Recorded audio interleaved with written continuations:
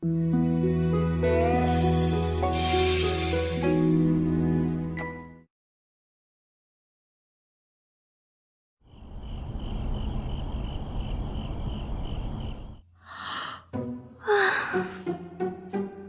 老妖怪，折腾了别人一晚，还不让人睡个好觉，天都没亮就要我起来伺候他更衣。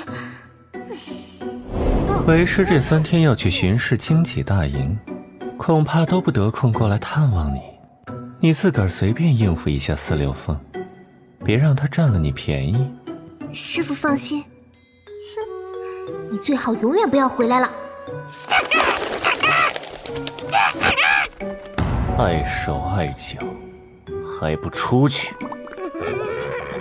又抢本神鸟的东西，给本神鸟记住！这是什么？眼罩吗？是不是还没缝好？师父，这是徒儿的东西，好不容易做好的，差点给小白这厮弄坏了。既然你将此物献给了为师，那么为师便笑纳你的孝心吧。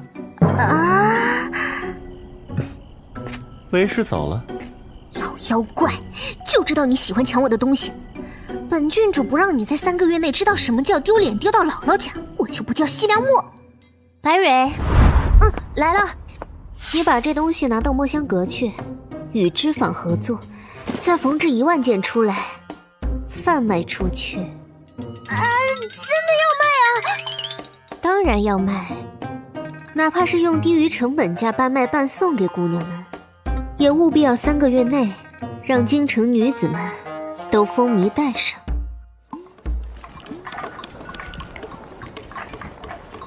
下了3日雪，今日郡主回门，倒是个难得的晴天呢。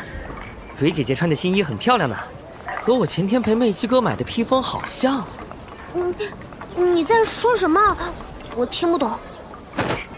小六，你蕊姐姐好看，那么我呢？玉姐姐自然是很好看的。这小嘴真甜啊！妈，今早见你忙着掏车准备东西，也不曾见你与其他人用饭，给你的，别饿着。谢谢玉姐姐。好啊，小六啊，你刚刚还敢笑我，你才是艳福不浅吧？今早我瞅着白玉在做煎饼，让他给我一块，他死都不肯，原来都是留给你的呀！怎么突然觉得有一股恶痕？松手！松手！明明见到我就躲，居然和妹六玩得这么开心。奇怪，怎么突然那么冷？妹部的兄弟们以前说过，第一，女人说不要就是要，说不是就是是，总之反过来听就是。第二，女人都喜欢亮晶晶的东西，比如金子、银子、珍珠首饰等等。总之，我还是要抓住机会试一下，让她答应嫁给我。白蕊和妹妻这对冤家，也不知道能不能成。上次白蕊只顾着和我哭诉，说妹妻要娶她，还强吻她，问她的想法，她自己都一片混乱。死吗？到了吗？快了，今日夫君感染了风寒，何必一定要陪妾身回来呢？不如先回王府。都是百里清那家伙，让司流风在地上躺了1晚。这种天气睡1晚地板，怎么可能不着凉？墨儿，今日是你的回门日，为父就算是腿断，也得陪你一同回去，绝对不会让人传出对你不好的流言。小王爷，妾身知道您的心思，您快躺下歇着，一会儿咱们就去看大夫。看您这样，妾身心中实在不安。真是情深意长到让人不安呢。要不是对靖国公府和我有所图谋，他怎会坚持带病也要陪我回门？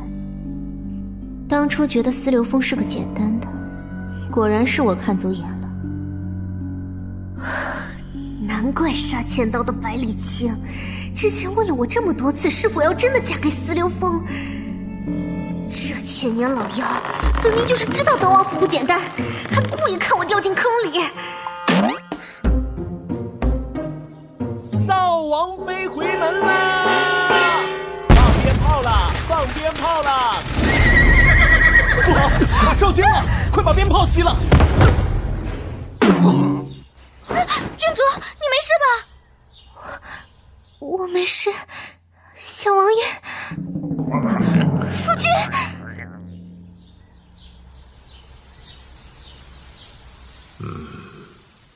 小王爷感染了风寒，又受了车马撞击，内腹有些瘀，虽没有生命危险，但还是需要调养些时间。多谢老医正了，白蕊，请老医正收下我们郡主的薄礼了。郡主不必如此，老夫来，一则尽医者之力，二则是看老太太的面子。否则就是德王妃亲自来请，老夫也未必出来看着。医正大人，这是嫌弃我孙女给的玩意儿不称心吗？那瞧瞧我这谢仪如何？老太太有心了。今日墨儿回门，前些日子宫里赐了几坛好酒，听说是杏花村的15年陈酿。若是老医正不嫌弃，不若留下来用2杯御酒。不必了，老夫这就准备回宫了。郡主有闲心，在这里对老夫献假殷勤，还不如多孝顺老太太与韩夫人吧。老友既然都来了，不如用了饭再走。好，既然是老太太相邀，那老夫少不得也要叨扰一番了。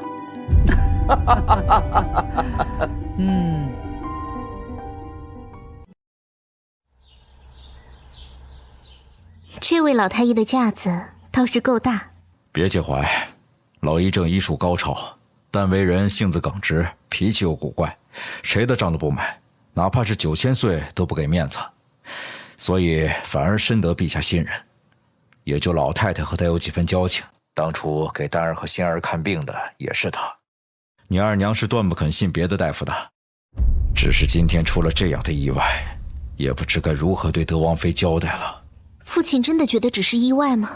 马受惊致使马车出事，韩氏这种伎俩也不是第一次使用了，也不知道是他蠢，想不出第2种方法，还是以为我也和他一样蠢。墨儿知道二娘是您的妻子，为您生儿育女，操劳国公府多年，如今2位妹妹那副样子，大哥常年驻守边关，二哥又卧病在床，您自然怜悯二娘。可是今日德小王爷也在车上，二娘怨恨对我下手，我无话可说。如今小王爷受伤，德王妃也不是傻子，待小王爷醒来，女儿如何向他们交代？难道我们国公府要与德王府反目成仇吗？你这二娘是越老越糊涂了。墨儿，德小王爷那里恐怕要你多多替为父解释。你放心，没错，我们晋国公府绝不能因韩氏与德王府交恶。你放心，日后父亲必定让你二娘在自己院子里修身养性，不能离开半步。郡主，韩二夫人设计您不成，反被国公爷下令圈禁，恐怕不会轻易放过您。他来找我算账正好，今日他若不来，这戏就唱不下去了。怎么对得起他今日一进门就用那么大阵仗迎接本郡主？二夫人啊，小王爷在里面静养，您不能进去。夫人请自重。给本夫人滚开！我们是奉郡主之命守着院子的，而且国公爷方才已经说了，您身子不好，需要在房间内静养。郡主得空了，自然会去拜会您的。哦，这么说，我这个嫡母还要等西凉墨那小蹄子来接见吗？我们郡主乃国公府上真正的国公夫人，兰大夫人所出，又是陛下亲封的一品郡主，受了皇家御牒的。论尊卑，府里的女眷大概只有老夫人有资格让郡主拜见呢。好啊，真是虎落平阳被犬欺，你一个贱婢也敢欺负到本夫人的头上！来人呐，把这些贱婢打死！二夫人息怒，少王妃请您进阁内一句。你家主子架子派头是越来越大了，竟然要本夫人这个嫡母去见他。西凉墨，你这个小蹄子，那不是丹儿最喜欢的玉如意吗？仙儿最喜欢的名家字画和屏风，丹儿的粉彩描金牡丹丝耳花瓶，竟然全都给西凉墨搬了过来！你这卑鄙的贱人，害了我儿还不够，竟然连他的东西也抢！一些日子不见二娘，您竟然变成了这副模样，真是可怜见的。难怪爹爹常常宿在董姨娘那里，听说董姨娘可是有了身子呢。小贱人，你这目无尊长的玩意儿！这玉如意是先太后的御赐之物，你反了！二娘忘了，我最讨厌这柄玉如意了。10岁那年的寒冬雪天，西凉丹拿着这柄玉如意在花园里和贵女们炫耀，却不小心把它掉进了湖里。我只是路过，西凉丹就推我进水里，说是我弄掉它的，逼着我捞上来。等白梅和白嬷嬷帮我找到了玉如意，你又命我在祠堂跪了1个时辰，原因就是我辱没圣物。谁让你是兰氏那贱人的女儿？让你苟延残喘，也是本夫人的慈悲。你竟然还敢恩将仇报！二娘错怪我了。您瞧，墨儿也没有要了妹妹们的命，都让他们苟延残喘着呢。啊，听说西凉丹过得可好了，原本她不肯吃粗茶淡饭，嬷嬷就让她试试猪食的味道。你猜猜怎么着？饿了6日，她扑到猪篮子里抢吃猪食，还把1头小猪都压死了。不过这可不好，嬷嬷又让她在茅厕里待了5天，这回她差点扒了粪坑呢。你这贱人，好歹毒的心肠，我杀了你！我没有，我不是故意打碎这玉如意的。王婉言，你疯了吗？父亲，墨儿不是故意打碎四妹妹的玉如意的，只是婶婶为了迎接小王爷，将这些物事拿出来摆一摆，图个喜气。但二娘不肯，墨儿没拿住脚。二娘说这是御赐之物。没事，不过是一柄玉如意而已，这里也没人胆敢说出去。父亲，二娘的身子好像受了重伤。什么？快去请老医正过来，他应该还在老太太的院子里，快去！夫人是长期郁结在心，气血不畅，凝成心疾，且刚刚那一摔动了些许胎气，待老夫开几副药，再静心调养便好了。胎气？意思是夫人有血了吗？是啊，从脉象上看已经1个月了，所以千万小心，否则以夫人这样的年纪，恐怕生养不易了。1个月？这2个月韩氏整日闹得家无宁日，我根本没去过他的房里。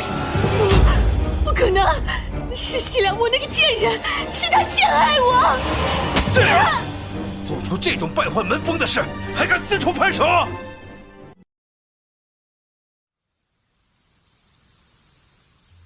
父亲息怒，此事重大。母亲从韩家嫁过来那么多年，一直都很端庄体面，或许真的有什么误诊也说不定。不如再请几个大夫来看看。你少在这里假惺惺，你设下这样的局，不就是想要本夫人再也翻不了身吗？本夫人不但是韩家的嫡女，尚书之妹，嫡亲姐姐还是韩贵妃，想要动本夫人，都要掂量着点。你还敢威胁本宫？贱人，你这个贱人！为还本夫人清白，本夫人要请素日常来的素卫姨娘与李生手一起过来。就照二夫人的话去请吧。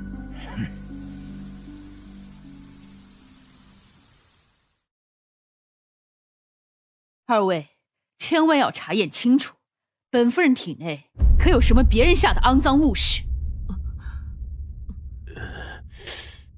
恭喜国公爷喜得灵儿，二夫人已经怀孕1月有余。多谢大夫，送大夫们出去。这不可能，是西凉墨这个小贱人！还有董事那个蹄子，本夫人没有怀孕，没有。将韩氏送回房，让他好好养胎。没有本宫的命令，不许他踏出一步。哼。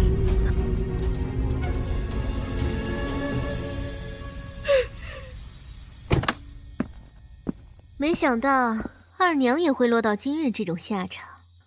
西凉墨，你若识相，最好放我出去，否则等我大哥和姐姐知道了此事，必定不会放过你。二娘说的没错，韩贵妃和尚书大人很快就会知道今日发生的事。相信他们会为您感到伤心，我们自然会为您举办隆重的葬礼，以宽慰他们受伤的心。你说什么？什么葬礼？父亲说请二娘上路，不过也请您放心，今后也不必担心她无人照顾，董姨娘会伺候好她的。不可能！我要见国公爷！我是国公府的主母，是韩家嫡出二小姐，我为她生了世子，还有我的。二娘别忘了，虽然大哥是你所出，但是族谱之上，兰氏才是真正拥有册封诰命的国公夫人，你算什么？我如果不算什么，那你又算什么呢？你恨我，恨仙儿和丹儿折磨你，但你不过是一个杂种，一个兰氏那贱人与他人生下来，却占据了国公府嫡出大小姐位置的杂种。什么？你以为为什么国公爷和你娘对你不闻不问？因为你本来就该死，容你活下去，已经是我对你最大的宽容。早知如此，你一出生我就该掐死你这杂种！大小姐，韩氏不过是胡说八道。二夫人已经疯了，还请三婶婶早点送她上路吧。这是自然，二夫人疯了，可不能让这疯子吵着郡主。您且先回去歇息，一会儿送了二夫人，再报与您。离氏，你我不过权势之争，说到底，咱们还是西凉家的人，为何要让那鸠占鹊巢的小杂种凌驾于你我之上？只要你肯放了我，与我合作，凭我韩家的权势，我能给你的，不比那小杂种更多吗？那么，韩夫人能把你的命给我吗？李氏，你别太过分了。过分？你可还记得我的云歌儿是怎么死的？那一年，因你掌家不利，库房失火，老太太让我接替你。你为了夺权，将云歌儿扔进湖里，生生让她淹死。你才3岁呀，你怎么忍心？我没有。再说，这都是过去的事了。过去，我永远都过不去。我忍耐了这么多年，才等到了今天。哼，当年你溺死云歌儿，我要让你也尝尝这滋味儿。来人！你想做什么？这粪桶里的屎尿都是府里下人积攒了1日下来的。二夫人不是最自持身份高贵吗？我偏要你溺死在最肮脏的地方，满嘴屎尿，极尽屈辱的死去。不，你不能如此！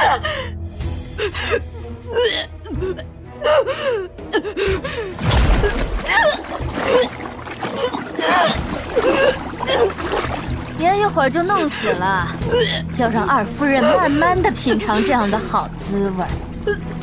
二夫人出身高贵，什么好的没有吃过，今日就让她好好吃饱了再上路。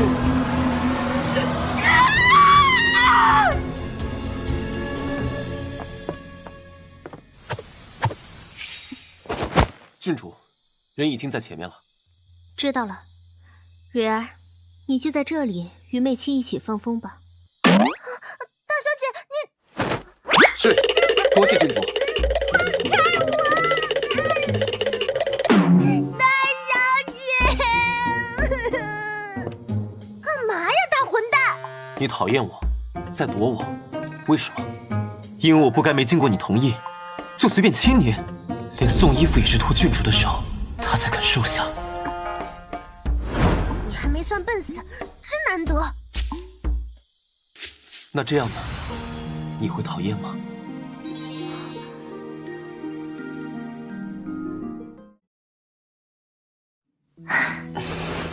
真香，你给你。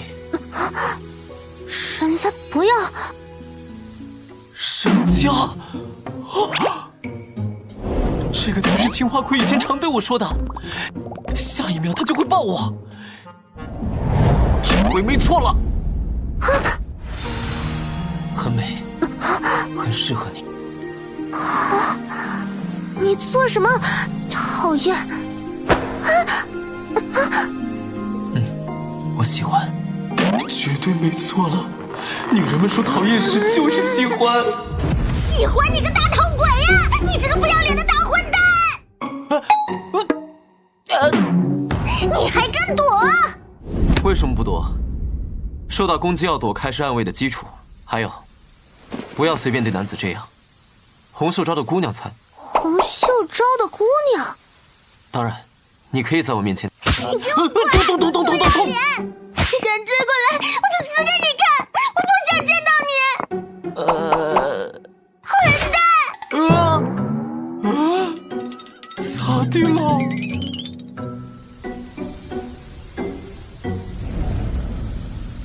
西凉墨在此谢过老医正。郡主不必多礼，咱们都是9000岁的人，既然千岁爷交代过要听您的命令行事，老朽便会遵命而行。墨儿知道老医正医者父母心，这一次让您违背行医原则，污蔑韩氏有孕，墨儿自然是要致歉的。你这丫头虽然一肚子坏水，但是坏得坦率，倒与青儿般配得很。青儿，这么可爱的称呼，不是指百里青那个老妖怪吧？以后有什么事，让何嬷嬷传讯给我就是了。明面上咱们还是敌人，为了避免引起他人怀疑，少些碰面来得好。郡主，国公爷并没有下令处死韩二夫人，为何今日不让国公爷在盛怒之下杀了韩二夫人，还省后面的功夫？您如此行事，会不会让国公爷……你以为我这父亲真会完全没了理智吗？他只是被戴了绿帽后等着台阶下，我何不顺从他的心意呢？更何况还能将自己从中摘了出去。谁敢说韩二夫人是被杀的？老太太傍晚已经去见过韩氏一次，她老人家不是为了维护国公府的颜面，什么事都做得出来吗？这个逼死出墙儿媳的黑锅让她来扛，最合适不过了。韩氏一定要今夜就死。听闻边关已到了换防之际，我那位大哥也从边关回城了。若是等他回来，事情就有变了。如今韩氏死了，除非他舍得剖了他娘的尸身，否则韩氏失贞的罪名就会永远挂在他头上。还是郡主想得周到。对了，您吩咐让人收拾洛阳的庄子已经好了，墨香阁的银子也提出来了。郡主是想过去歇息几日吗？很好，估计过一段时间，那只千年老妖会气得想吃人呢。咱们就先避开妖孽的攻击范围，等它消停些，再回去周旋。老妖怪，你就一个人在这气死吧！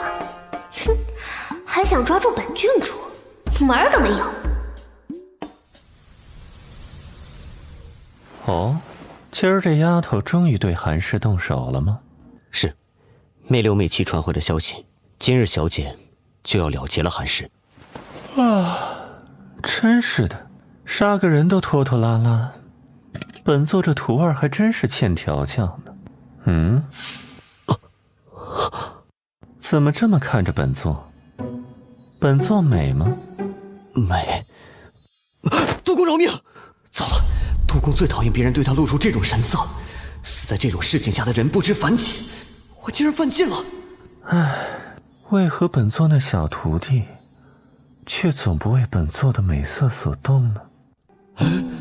督公不是应该狠狠地踹我一脚，让我滚去刑房吗？这种神归怨妇的口气是怎么回事？还有，他头上那玩意儿……督公，您头上那是什么东西？看着极为精致。您这2日都带着上朝吗？那东西怎么这么眼熟？这是本座的爱徒所赠，世间仅此一件的挡风眼罩，挺有意思的。风雪大时能挡风，困倦了也能遮一遮眼睛。这些日子也有不少朝臣们私下询问本座，可见这物件是极好的。这是很精致，我还是闭嘴吧。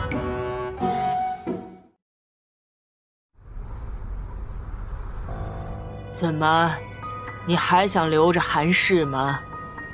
韩氏总归是韩家人，韩贵妃正得宠，还有丹儿、仙儿以及静儿，甚至还躺在床上的鹿儿，都是他所生。你这是不忍心吧？当初你舍得兰陵，如今有什么舍不得韩氏的？只对外说韩氏死于心疾就是，有这样的妻子，简直是耻辱。老太太，国公爷，世子爷回来了。哼，算着时间，他也是时候到家了，让他进来吧。老婆子也有3年未见我这大孙子了，只是韩氏不能留了。所幸韩氏从来不让静儿参和内宅之事，庆上也未曾对他多言。你应该知道自己要怎么做。是，儿子绝不会让静儿知晓任何多余的事。孙儿西凉镜拜见祖母。哎呀，好孩子，让祖母看看你，这3年替你父亲驻守边关，日夜风沙摧磨，你都瘦了。祖母，孙儿可是长高长壮了，如今已经是个参将了呢。父亲和祖母看着都身体健康，孩儿就放心了。母亲呢？你母亲感染了风寒，加上心急，身子不太好。她这些时日在静养，修身念佛悔过，你就不要去叨扰你母亲了。等过些日子再说吧。过去母亲也搓磨了不少父亲的小妾，但祖母都甚少过问。母亲这次到底做了什么，竟让祖母气成这样？什么念佛悔过，连我都不许去探望母亲。祖母这分明是变相禁足。从今儿起，你这孩子就在祖母的院子里住3日。是，祖母只是不许我偷偷探望母亲了。老太太，出事了！墨吉儿和林氏自行了结了夫人。老太太叫您过去，这是为何？难道黎三太太过河拆桥，告发了大小姐？大概是因为我这非国公爷所出的女儿，竟胆大妄为，害死了西凉家的主母韩二夫人吧？谁胡言乱语，说您不是晋国公的女儿？人之将死，其言就算不善，也必有7分真意。这是韩氏在临死前告诉我的。嬷嬷，你不应该给我个解释吗？如果我真的是兰氏与他人所生的，国公府对我的态度就说得通了。那我还有什么资格站在这里，对着晋国公府一门大家挞伐？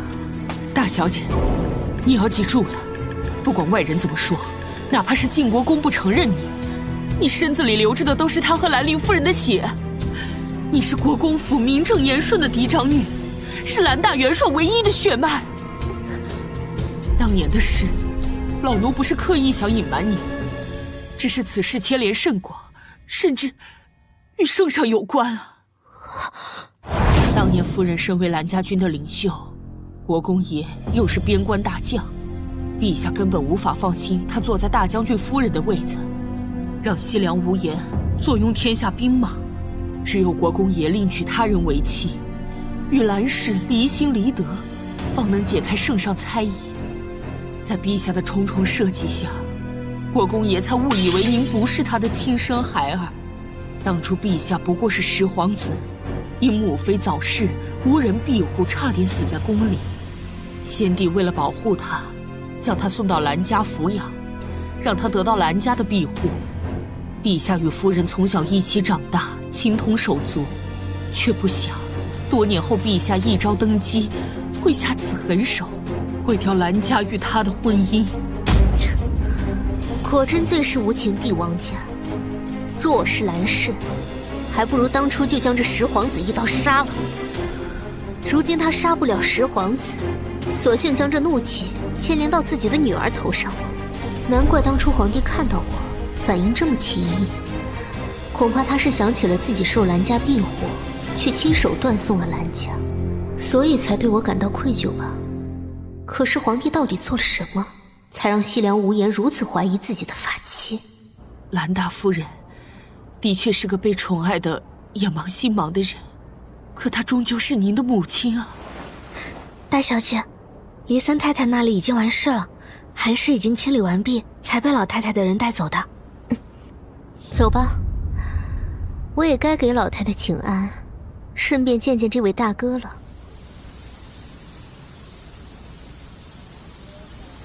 你是何人？为何在此？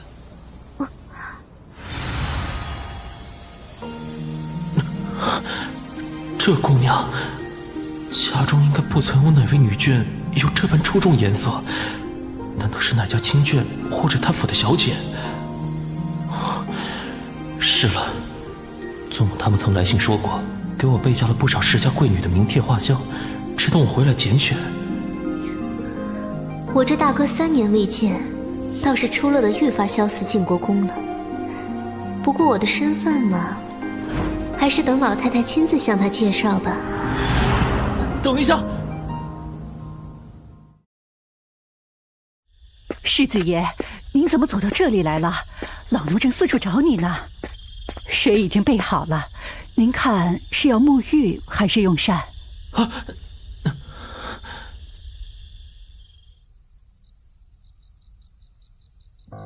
韩氏，是你动的手吗？老太太一直耳聪目明，咱们国公府自然是什么都在你眼皮子下了。老婆子可以任由你们在底下折腾，但唯有一点，不许损害咱们国公府的根基，否则便不要怪老婆子不念情分，让你生不如死了。老太太，您说了这么多，不过是怕莫尔对大哥出手罢了。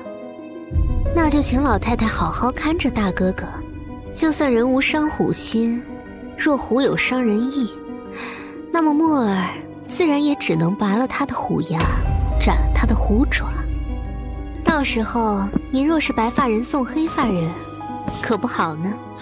你，莫儿一直觉得您比本家的于老太君聪明。您看，他和您斗了一辈子，却落得凄惨而死、断子绝孙的境地，而您却身居荣华处，因为你眼界高，总能看得清世事。莫儿身上流着的是哪家的血，您比我更清楚。本家是你？这孩子难道知道了自己可能是陛下孩子的事？本家覆灭，5城兵马司只说是盗贼抢掠，难道是陛下知道了他的身份，迁怒于想将他与赫赫和亲的西凉本家？好，我会看好了静儿，你也要记得你怎么答应我的。国公府再对不起你，始终都养育你一场，你不要忘了这一点。但大哥若是知道了是莫儿出手伤了他的母亲，恐怕不会愿意原谅莫儿，只怕大哥会因此来找莫儿的麻烦。今日韩氏的死是我命人做的，只因为他红杏出墙，败坏家声，其罪必诛，一切与你无关。如此，就多谢老太太了。啊，是你，静儿，来见过你的大妹妹。她如今已嫁给了德王府的小王爷，今儿正巧也是回门日。见过大哥哥。原来是大妹妹。墨儿，你难得归家一趟，怎么就匆匆回去了？为父还没来得及与岳父同叙天伦。小王爷，你身子这情况已经让墨儿很不安了，我们还是尽快归家，省得母妃担心。可是，夫君，你且好好休息，勿要如此烦心。男人真是烦人，有心机的男人更是如此，整日算计来算计去的演戏，让人看着都心烦。还不如百里清。啊！我疯了吧？退！居然还觉得这老妖怪比四灵风好。小姐，奴婢能不能向您要点这个香啊？我失眠。就你这笨丫头，这东西药性强了点儿，你注意着量来用。你们是什么人？光天化日之下，竟然敢来冒犯王府车驾！咱们乃天理教天虹旗军的护法弟子，今日冒犯就是你这王府车驾！对小姐不敬者，杀！侮辱白玉姐姐者，也要死！媚六媚七，杀无赦，只留下所有脖子上带着万字符号的人。是。9000岁的人果然都不是正常人呢。有魅部的人在，这些天理教徒根本不堪一击。怎么，爱徒？原来3日不见，你竟如此思念为师。师父，吃早点没有？墨儿这里有很多好吃的点心。好啊。这个妖孽。不过，师父，如您这样天人之姿，届时自然也要生肖齐名，美人环伺。这儿过于脏乱，如何下咽？爱徒这就不懂了。其实这儿也是另一番美景。师父，您真爱说笑。是说笑的，一切不过都是说笑的。这个人是让所有人仰望的存在，翻手为云，覆手为雨，所有人都怕他。可为什么他的眼里会有这样的绝望？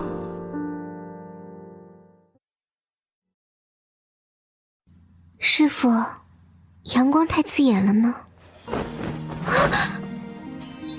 我在做什么？明明处于这么危险的境地，四流风也还在这儿，可我却无法拒绝他。阿九，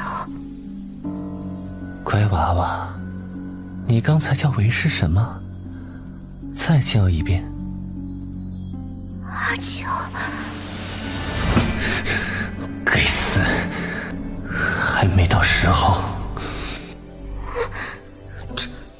这是搞什么啊？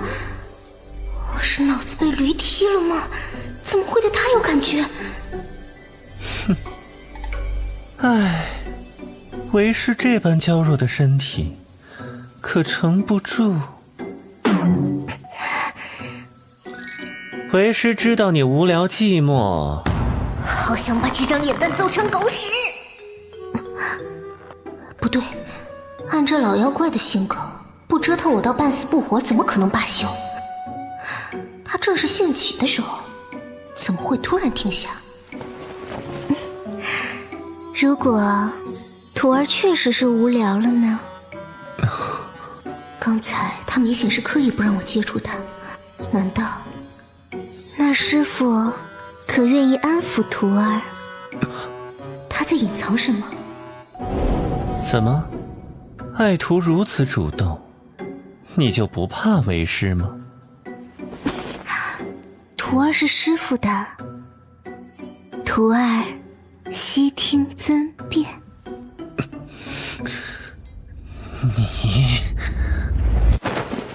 你大小姐，完事儿了。对不起，是奴婢打扰了。我的天哪，大小姐原来这么大胆的吗？如何？爱徒还要继续吗？徒儿失礼了，白蕊这个笨蛋。除了天理教徒外，连德王府的奴仆都被斩杀殆尽了。我明明只吩咐灭了天理教徒。郡主，请您不要责怪梅柳他们，是我没有阻止他们这么做的。若非如此，咱们回德王府如何交代今日之事？行了，将那3个活着的带走审讯吧。白玉说的没错，只有死人才不会泄露秘密，这确实是最简单利落的方法。唉，真是女大不中留，留来留去留成仇啊！郡主，我谢谢白玉姐姐为我们说情。白玉姐姐，小六子刚才表现得很好吧？亲亲。什么？姐姐喜欢小六子吧？小六子。你不喜欢小六子，白玉姐姐是骗子，大骗子！等等，梅六，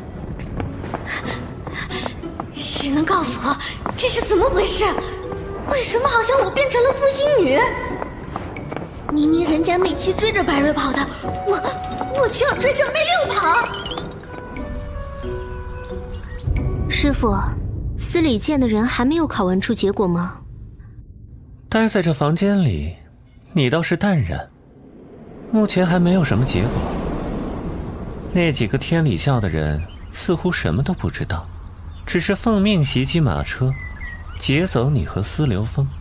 不过天理教徒最近在京城一带异常活跃，这些教徒平日里化为平民，到了行动之际则穿上他们的服装，在京城周边的村子里威信颇高。师傅，你恐怕要警惕一下，这天理教绝不可放纵。宗教信仰对人心智的影响远超你的想象，更有甚者，能颠覆一朝根基。好，是吗？说到底不过是一个读了几本史书话本的女子罢了，即便足够狠毒聪明，说到朝政军情，又能懂什么？若师父不介意，便听听徒儿的妇人之见吧。历史上大部分农民起义都曾利用过宗教口号或教义。东汉末年黄巾起义的太平道，东晋末年孙恩卢循的五斗米道，唐朝前期陈硕真的道教，这些教义无论什么口号，都有着均贫富的核心。大部分的农民起义虽然失败了，但他们影响了一朝的根基，朝廷疲于奔命，四处灭火，战乱中民心不稳，天下大乱。历史上大部分王朝都是如此灭亡的。问君一句，哪个盛世王朝是在民心安定之中被取而代之？千里之堤，溃于蚁穴，千岁爷还是要多加防范才好。我一直都将心思放在边境来犯的外族之上，从未想过小小教会之事会有这般影响。不仅是我，朝中所有人也都是如此。不想她一个深闺女子，竟然能一针见血地指出问题。依你之见，本座该如何去做？即刻派大军全部剿灭，还是以司礼监的探子和锦衣卫为主，进行小范围的绞杀。这些人无非是没有饭吃，穷困潦倒，衣不蔽体，所以才被蛊惑。天理教用的是尊天理、得米粮这种粗陋但有效的口号，才发展了那么多教徒。若以强硬的手段去剿灭，反而会让他们得到舆论的同情，对朝廷不利。舆论就是民生言论。不如这样，以子之矛攻子之盾。朝廷可大力发展佛道二教，拨给佛道二教米粮，让他们广设粥厂，接济平民，让佛道二教派的信众去熏化那些天理教教徒。若两者发生冲突，也不过是教众间的冲突，官府便可作弊上官，必要时再处置天理教徒，褒奖佛道二教。如此一来，朝廷便不需费太多兵力与财力在这上面，天理教即使不灭亡，也永无壮大之日。不错，此法甚妙。防民之口甚于防川，想必师傅也明白，司礼监和锦衣卫的恶名已经够臭了，何苦让他们再做那些恶事，强行镇压呢？民言，本座只相信以血止血，以战止战。师傅，你是故意这么做的？为什么？难道你根本不在乎这无上的权势吗？百里清曾说过，若他死，必定让天下苍生陪葬。这个人对生死毫无敬畏之心，是因为他根本不在乎自己的未来。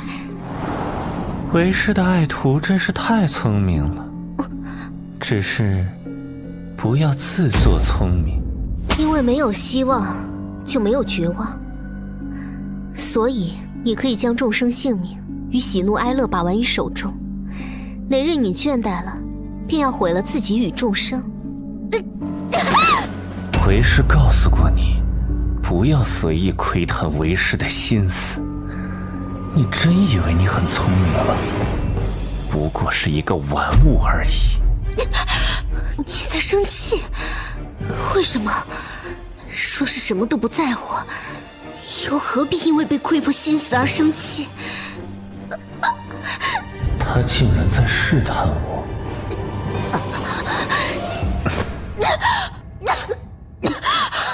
怎么，顶撞为师，拿着自己的小命试探为师的底线，很有趣吗？该死，我已经有多久不曾这样失控了？都是这个该死的小丫头。千岁爷，为什么不杀了我？别告诉我只是为了那块令牌，又或者，即使身为宦官，你仍旧对我动情了。西凉墨，若非是那人，为师当然爱你。你是为师的爱徒，不是吗？失败了，还是没能逼他说出来。像百里清这种人，盛怒之下才能试探出一点蛛丝马迹。他到底为什么对我容忍至此？这根本不只是对一个玩物的态度。他口中的那人是谁？很失望吗？不该你知道的东西，不必知道。你只要知道你属于我，乖乖的在为师的羽翼之下就好。师父，温柔点。疼呢？百里清，你错了。这个世界没有人能当我的主人，即便是你，也不行。不肯回答，也不认为自己属于我吗？总有一天，你会接受这个现实的。不好意思，徒儿背上很疼，所以忍不住咬了你一口。想必师父一定不会介意的。你这睚眦必报、忤逆不孝的恶毒丫头，可我偏偏不舍得杀了她，还让她看穿了自己的底线，真是……哼！她坏的时候，让你想一口吞了她，剥皮抽筋；倔的时候，让你想看她哭泣求饶。偏偏如今这般娇柔妩媚的看着你的时候，却让你想怜爱到骨子里。百里清，你心里到底在想什么？总有一天，我一定要看到。说起来，你知道今儿抓的人里，有一个人可算得上你的熟人不？德王府秦大管家的公子，秦如海。难道秦大管家和天理教有什么关系？又或者是天理教与德王府有什么关系？但今日小王爷与我同乘一车，这般行事完全不顾及他的安危。总之，那秦大管家可不简单，他曾是德王爷的谋士，本座与他多年前也算交过手。世上哪有这么多的巧合？这天理教竟然能逃脱我司礼监的探子监视，未让司礼监查出他们的教主身份，也没有让高层护法被抓捕过，也真算是本事了。不如就由木儿想法子去试探一番，看看这个所谓的主上可是秦大管家，又或者另有其人，也好早日为师父将这天理教铲除。既然爱徒有这心意，为师倒有一个有趣的法子，不如这样。那要不要这样？就这么决定了。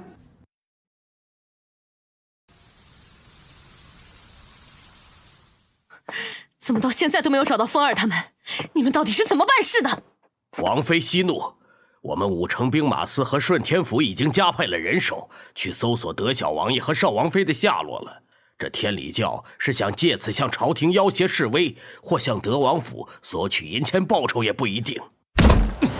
不，这绝对不可能。王妃，这位管家未免也太无礼了。贵人们在说话，哪有他一个下人插嘴的份儿？你回来了，小王爷和少王妃都回来了。母妃，婉儿怎么会变成这个模样？听到你们出事的消息，吓死母妃了。母妃，夫君犯风寒了，到如今烧还没退，今儿又遇到了贼人，好不容易才脱身。咱们先让夫君回邀月阁，请李圣手过来看看吧。少王妃，奴婢们来伺候小王爷就好。这境遇，可怜的孩子，今儿受惊了吧？快回邀月阁梳洗一番。因这事儿闹得极大，牵扯了天理教，顺天府张大人一会儿怕还是要向木儿你问些问题。这境遇也太不知分寸了。是。西凉墨竟然毫发无伤地回来了，可是如海还没有消息，这到底是怎么回事？难道如海出了什么事？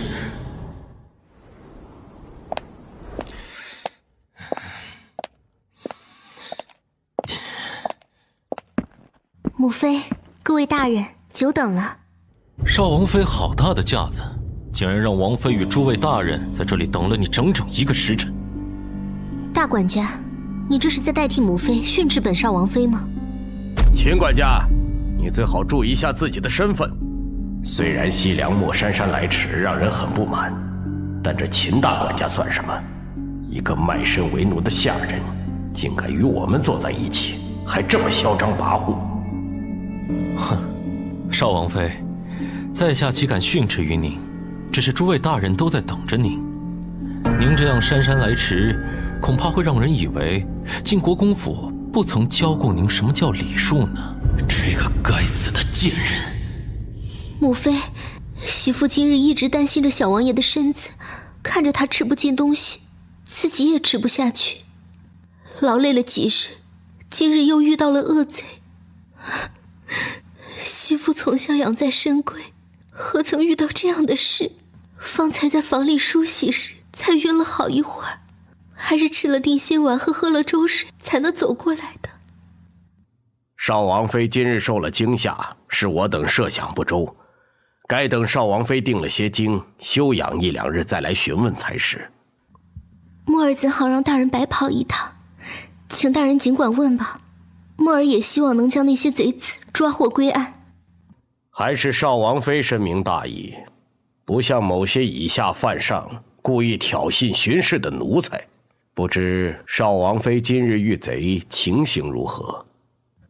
其实墨儿也不是很清楚，我们只是按照原来的路线回家，却不知为何误进了一条无人的巷子，才遭遇袭击。王府的侍卫们几乎都被杀光了，却突然有侠客从天而降，救得我等，还令我等速速离去。我们只得一路逃跑，因为怕那些贼子还在追杀，一直不敢轻易出来。等几个时辰后确定平安了，小王爷情形稍好些，我们才敢回来。大侠？可是现场并没有看到什么大侠，而且那些天理教徒死状凄惨，什么大侠出手这般阴狠，简直是相思里剑的作风。我临走前曾告知那位大侠，可到王府前来一聚，以谢过他的大恩。莫非那位大侠已经……到底是什么侠客？天理教徒全军覆灭，但尸体里少了3个人，如海就在其中。难道是那个什么侠客带走了如海？禀报王妃，府外有自称紫衣客的侠士求见。没错，紫衣客，那一位大侠正是身着紫衣，身负长剑。在下虚无派掌门，人称紫衣客，见过王妃与各位大人。多谢掌门人救下我儿，此番大恩，敏感五内，不知该如何答谢。王妃不必客气，路见不平，拔刀相助，本是我江湖正道当为之事。我也非图着富贵荣华，但在下正好在等一外出友人。既然王妃开口了，在下也不客气，只借住德王府3个月。这3个月，在下也不白住。我看贵府的侍卫武艺实在不堪入目，连天理教那种乌合之众都敌不过。在下在这期间给侍卫当个教头，如何？此人武功高强，又不知底细，怎么好留在王府3个月？啊，这恐怕……对了，在下这里还有个见面礼，包管各位大人会喜欢。此乃袭击德王府车驾的天理教徒的带头护法首级。儿子，我唯一的儿子。此卑鄙之徒竟然敢偷袭本掌门，所以本掌门对他施以分筋错骨手，待他痛不可忍，再砍下头颅，以示警戒。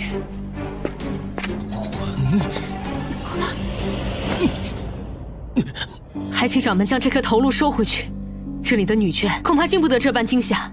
秦管家也受惊了，来人，送秦管家回房休息。不能让老秦暴露他与天理教的关系，秦如海的尸首，他绝对不能认下来。不必，是小人失礼了。王妃，这位紫衣客乃是我们王府大恩人，若这点要求都不答应，岂非让人笑话咱们德王府吗？大管家说的是，我儿承蒙先生相救，自然是要请先生留下做客的。不说3个月，便是留下3年做个门下亲客，又有何不可呢？王妃果然是个痛快人，在下有礼了。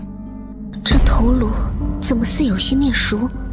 早前本官就曾道，此案必定有内奸。少王妃对此人有印象，说明本官的推测是对的。不如少王妃再仔细看一番。甄敏一早便受到如此惊吓，如何再与大人这般去辨认那种东西？甄敏年纪尚幼，惊慌之下看走眼也是有的。婉儿，你们都平安回来就是最大的幸事了。那些血腥玩意儿，可不是咱们妇道人家该沾的，没得惹医生晦气。请回房间休息吧。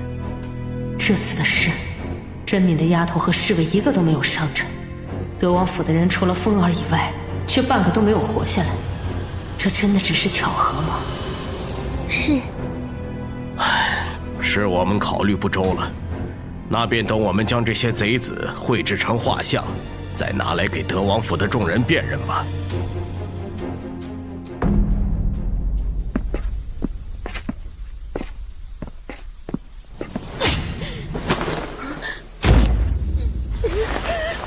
贱人，怕你才是疯了！你竟然背着我做下这样的事，你是要对风儿也出手吗？难道你不想知道那块令牌的下落吗？若西凉墨被掳，我就不信蓝氏会真的不拿出那块令牌。我不连风儿一起带走，岂非留下破绽？真是如此简单吗？还是说，你以为风儿有3长2短，你娶了本王妃，就能让秦如海顶替风儿？你心里我就是这样的人吗？天理教是我为你而成立的，想的就是有朝一日大业可成，我便能名正言顺地娶你。老秦，你一定要记得你今日所说的话。若是你负了我，必定天打雷劈，不得好死。好，我信你。风儿并非你亲生，当年也是你亲手断送了她娘亲。你这么护着她，日后此事揭破，你如何自处？她永远都不会知道。我说过，我不会过问你在外边的事。只是这一次，你弄出这样的动静来，恐怕武城兵马司和顺天府尹都不会善罢甘休。如海，如海的事，我绝不会善罢甘休。那紫衣客让我断子绝孙，我必定要剥他的皮，抽他的筋，才能告慰我儿在天之灵。果然，这就是他要留紫衣客在王府的原因。老秦这般失控，我该如何是好？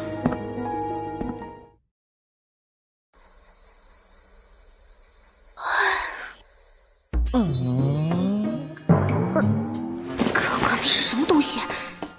一定是太困了，是幻觉。啊！我说紫衣客，你不在清河厢房待着，如何到了本少王妃这儿来？那是因为本掌门打算对少王妃你图谋不轨呀。我劝你节制点，小心内分泌失调，英年早衰。内分泌失调？你这丫头越来越放肆。行了，师傅，你别老顶着这张芝麻脸，难看死了。治疗吓人的少女粉。看来当初本座血洗崆峒派时，顺便杀掉武林盟主，再剥了他的脸皮是正确的决定。丑成这样，实在是影响江湖众人的心情啊。哪如本座这般美艳动人，倾国倾城啊！师傅，你果然是东方不败，文成武德，真是闪亮呢！简直是当之无愧的少女心代言人，粉粉嫩嫩的第一老公举。少拍马屁，为师且问你，为师今后住哪儿？您不是有客房吗？德王府里危机四伏，为师还要为天下万民保养着娇弱的身子，若是有个损伤，怎么了得？为师决定了，还是住在爱徒你这里最安全。师傅，您不能总向小王爷下药吧？你到这里来是为了刺探那姓秦的，若是让人发现你我有来往，岂非前功尽弃？开什么玩笑！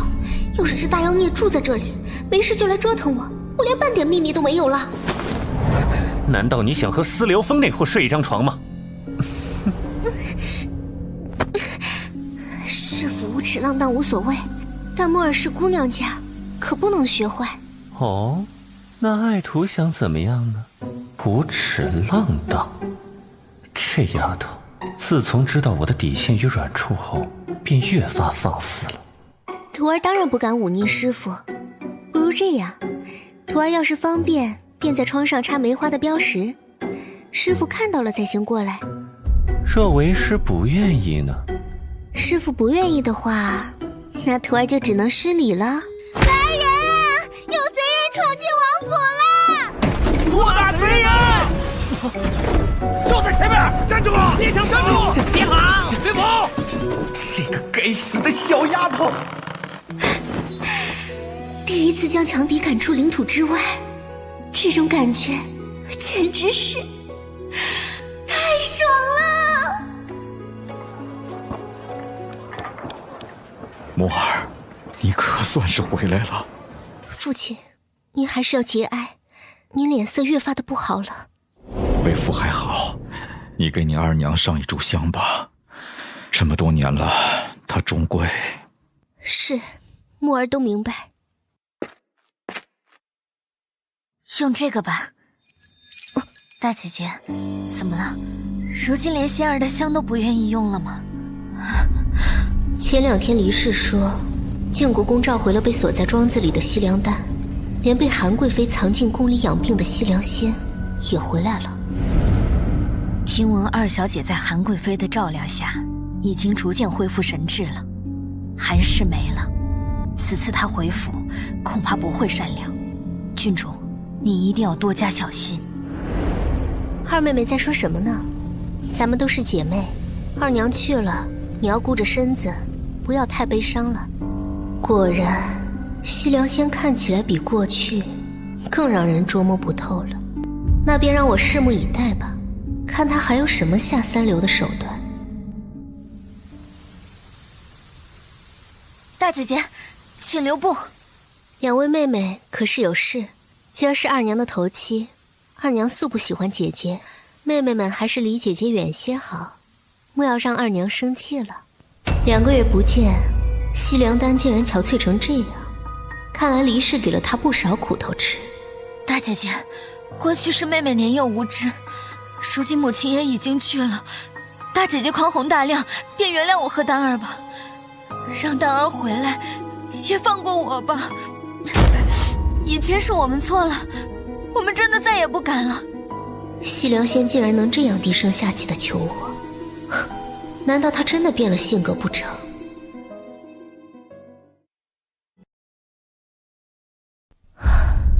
二妹妹不必对我行此大礼，姐姐实在是受不起。我们虽有过不少争执，但我从未怪过你和丹儿。送丹儿到庄子的事是父亲决定的，我也无能为力。父亲疼爱姐姐，若姐姐愿意为丹儿说情，父亲一定会同意的。我们过去是对不住姐姐，可母亲已经死了，难道姐姐一定要让我们姐妹都拿命来偿吗？姐姐，求你了，我真的不想再回庄子里了。罢了，妹妹说的是，说到底我们都是一家姐妹，我会尽力而为，只是此事最后到底如何，还是由父亲决定。姐姐，你真的不怪我了？其实都是母亲不好，是她让我们欺负你的，你不会把我们都杀了吧？啊？以后大姐姐叫我干什么，只要给我饭吃，我都干。妹妹这是怎么了？说什么胡话呢？二娘不是心急而死吗？难道你觉得我会做出这样的事？姐姐，府里外都有流言，说是母亲与人有私。那日你回门时候的车子出事，我们也都听说了。你只告诉我们，今日这一切下场，可是母亲咎由自取。我们不敢怪姐姐的。我问心无愧，虽然我与二娘并无母女之情，但二娘的死与我无关，为何妹妹们一直口口声声要我承认与二娘的死有关呢？还有，四妹妹当知，男女婚事乃父母之命媒妁之言，并非我能做主夺走小王爷。若你不再怨恨我与小王爷双宿双栖，大姐姐永远欢迎你上德王府做客。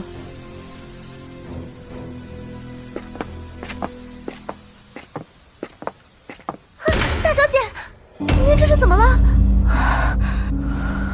你这丫头，还是要勤加修炼内功。难道你不知，方才咱们刚打鬼门关前走了一遭吗？鬼门关？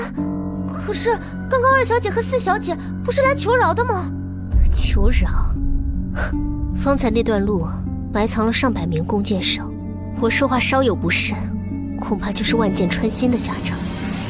若我只是一个毫无内力的普通女子，还真察觉不出。我等守护不力，请小姐责罚。这与你们有什么关系？你们武艺再高，也不能瞬间绞杀上百名弓箭手。是我低估了那俩姐妹，没想到她们竟然能做到这种程度。不过凭借那俩人，恐怕还没有这般能耐。能够不经过靖国公取得兵符调动府兵的，大概只有我那身为参将的大哥哥了。他们疯了，竟然敢去调动外头的府兵围杀咱们，就不怕国公爷和宫里追究吗？大小姐，此事非同小可，一定要告诉国公爷，让他收回世子手里的兵权。不，我们现在没有证据，不能被他们倒打一耙。而且我那大哥今日没有对我动手，恐怕是因为还不能确定韩氏是否真的死在我手里。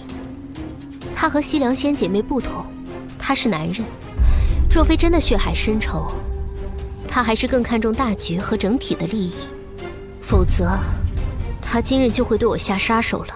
那我们要怎么办？难道就任由他们这样放肆？当然不，他们所倚仗的不就是西凉敬德国公爷的信任吗？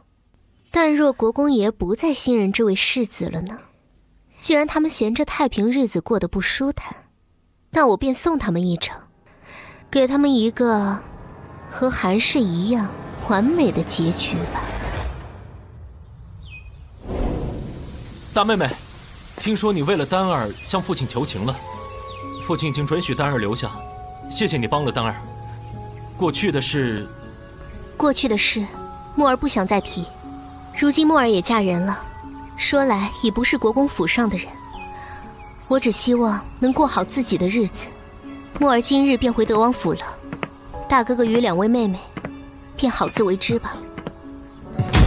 墨儿没有否认他过去的怨恨，如今虽然不计较了，但也算是明言他不愿和我们交好了。也是，若是我，也不会轻易原谅。呸！这个贱人，装什么大方？如今我回来了，我一定要好好的惩治那些敢对我动手的贱婢，还有黎氏和那贱人。够了！你们还要争到什么时候？没听懂他的意思吗？若有下次，他必定不会再轻饶。哥哥，你这是什么意思？你现在是帮着西凉墨吗？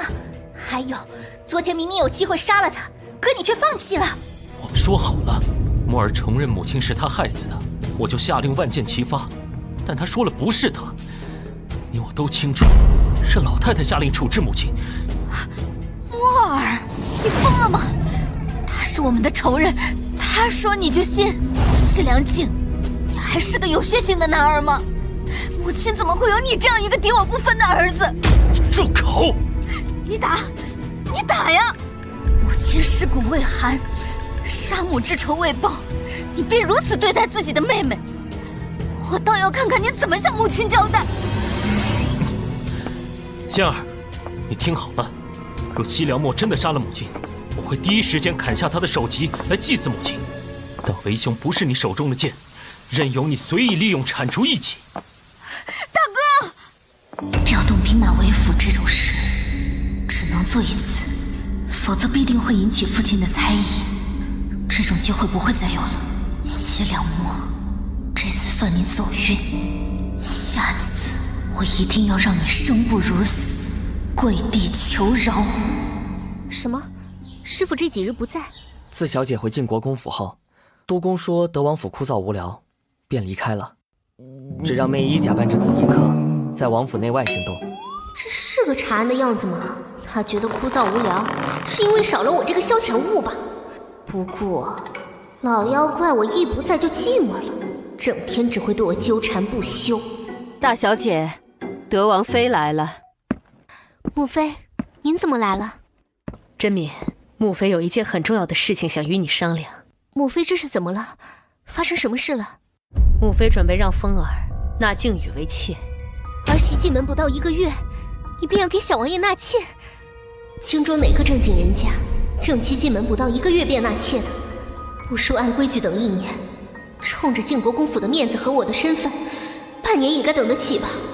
母妃知道这事儿让你为难，但你目前还不能怀上孩子，风儿身边不能没有人伺候。这些日子她病得越发严重了，你身上又带笑，不如就给靖宇先开了脸，也算是冲喜。你放心，靖宇向来贤德贞静，会谨守妾室本分的。他只是过来伺候风儿而已，你们拿她当个使唤丫头就是。母妃都这么说了，儿媳还能拒绝吗？既然她是母妃打发过来的通房丫头，今后便让她住在小王爷的书房吧，也不必到邀月阁来。她不是侍妾，自然不必立规矩。什么？少王妃，你怎么可以让奴婢当通房丫头？甄敏，靖宇跟在我身边多年，几乎是半个女儿。如今是母妃的私心，希望她能留在府里，才将她许配给风儿，当个贵妾。母妃再看重靖宇，她也不过是个奴婢。儿媳是皇家亲封的一品郡主，也是晋国公府的嫡出小姐。过门不到1个月，便让夫君纳一个奴婢为贵妾。这要是传出去，儿媳没脸，难道王府就有脸了吗？少王妃，你若是不愿意直说便是，何必找诸多借口？王妃，哪里来的贱婢，竟然敢当着本王妃的面动手！奴婢何氏是宫里皇后娘娘身边的2品私膳女官，曾负责宫中新人的宫规调教，如今是宫里只给甄敏郡主的教习嬷嬷，见过德王妃。原来是何女官，真是失敬。奴婢不敢，只是见这靖宇如此不知礼数才出手。他想在小王爷身边伺候，还是学学规矩吧。你，靖宇，母妃，靖宇是您身边的人，儿媳自然不会亏待了他。只是宫中宫女抬举成贵人，也是要有个名头。等靖宇怀上了小王爷的子嗣，儿媳自然会抬他当个姨女儿。如何？也好，就这么办吧。王妃，您不觉得该给靖宇个交代吗？您说过要让靖宇当个贵妾的，如今不说贵妾了，靖宇连贱妾都不是，只是通房丫头。放肆！小蹄子，你就是这么跟主子说话的吗？难怪方才那何嬷嬷要教训你，真是本王妃素日里太过宠爱你了。宠爱？我是你的亲生女儿，却只能作为奴婢活着，这便是你的宠爱？你说什么？是谁告诉你这些话的？是谁？我倒是希望这些话是假的。我靖宇上辈子是造了什么孽，才会有像你这样一个狠心绝情的娘？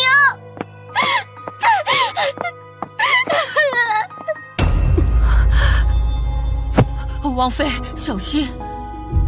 糟了，这里可是人来人往的走道啊！你们刚才都听见什么了？奴婢们什么都没听见。你们都是跟了我多年的人，本王妃自然是知道你们忠心的。既然什么都没有听到，那就是最好的。若让本王妃听到有那嚼舌根的，就休怪本王妃不讲情面了。谢王妃。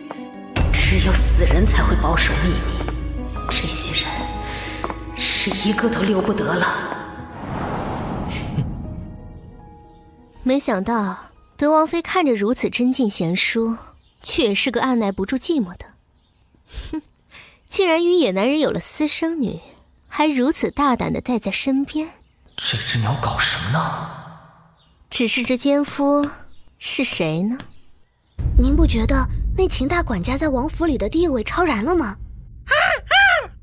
色鸟，我迟早有一天把你给阉了，让你和督工一样。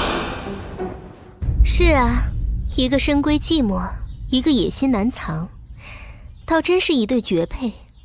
德王妃不是个真心慈手软的，你将那些仆妇不动声色地救下来，日后必有大用处。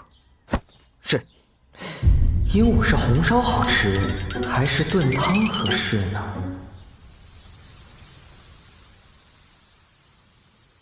督工，小姐回府了。滚！她回王府了，与本座有什么关系？莫非你是那丫头的眼线吗？属下知错，因为郡主在窗子上插了梅花的标识，属下才来通报。你臭丫头，竟然胆敢把本座赶出来！本座这次绝不会轻易的原谅她。梅花标识，属下这就去回了郡主。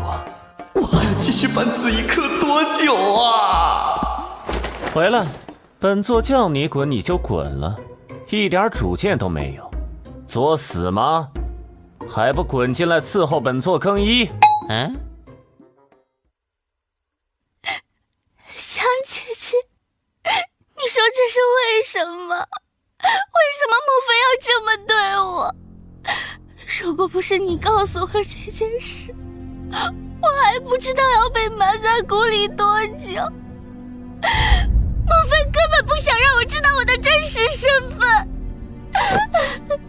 雨妹妹，万般皆是命，谁让咱们都不是那名正言顺嫡出的孩子呢？你瞧，思涵玉是名正言顺的郡主，日后娶她的必定是高门贵邸，咱们不过是日人百步的命。王妃不要许我个不知所谓的纨绔子弟，我就满足了。你到底不同，是王妃肚子托生的，若是你，若是什么？唉，若是没有了韩愈，你不就是王妃唯一的亲生女儿了吗？王妃自然只能将所有的关爱都给你了。没有了韩愈，你是说？是啊，你不是想当刘峰哥哥的正妻吗？我有一个办法，只要你听我的，你想要的一切都能得到。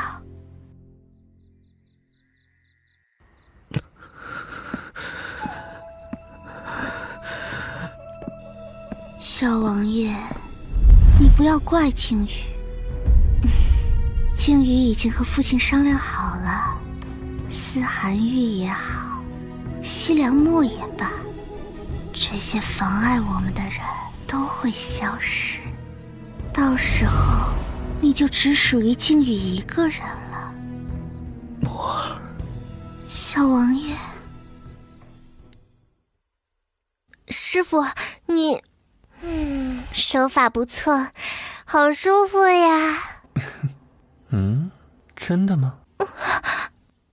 平日都是别人伺候本座，难得今儿我也有伺候人的时候，倒还真有趣啊。师傅，咱们是在谈正事吧？别恼，海图，咱们总得做戏做全套，否则岂非对不住那些在屋顶偷窥看戏之人？是秦大管家派来的人，师傅可有什么打算？若是咱们的秘密被发现了，你做什么？为师自有安排，放心，为师会保护你的清白的。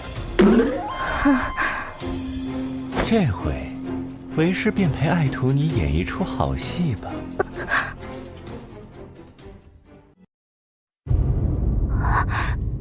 别这样！对。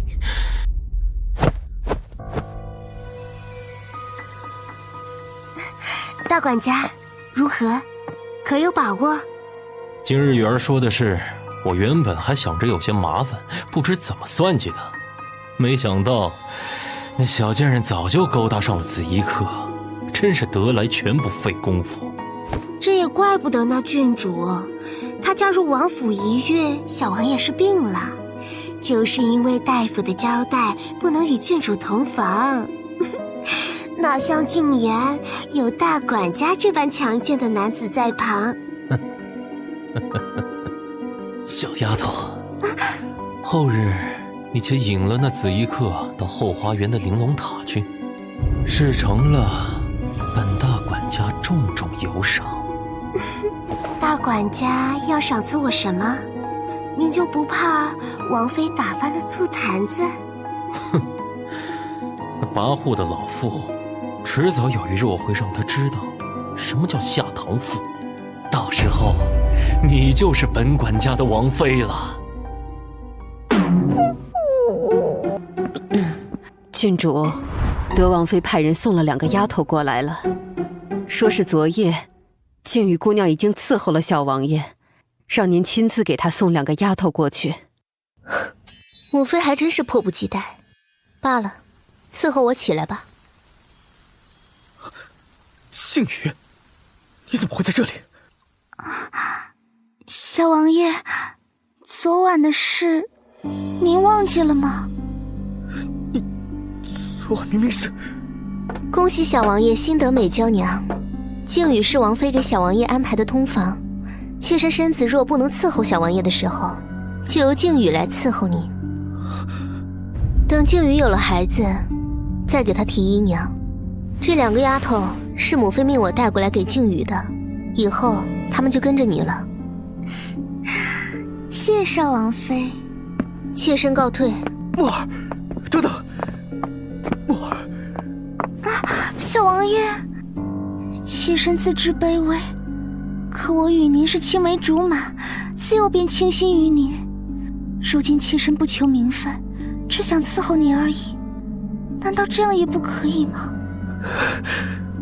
你这又是何故？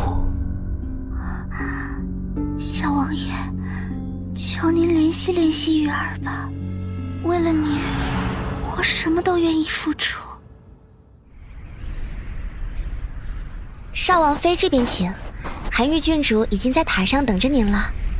是吗？韩玉向来怕冷，这样的雪天会约我出来赏雪景，倒是奇了。呵，这不是少王妃吗？您怎么会在此？先生有礼，墨儿是与韩玉郡主有约。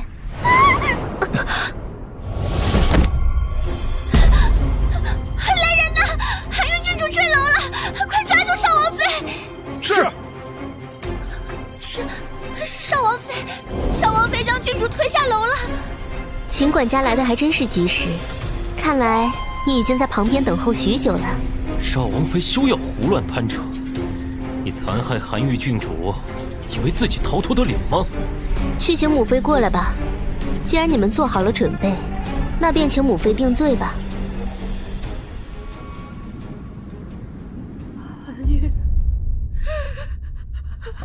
韩玉，我的韩玉啊！是谁？到底是谁害了我的女儿？王妃，您一定要替韩玉郡主做主啊！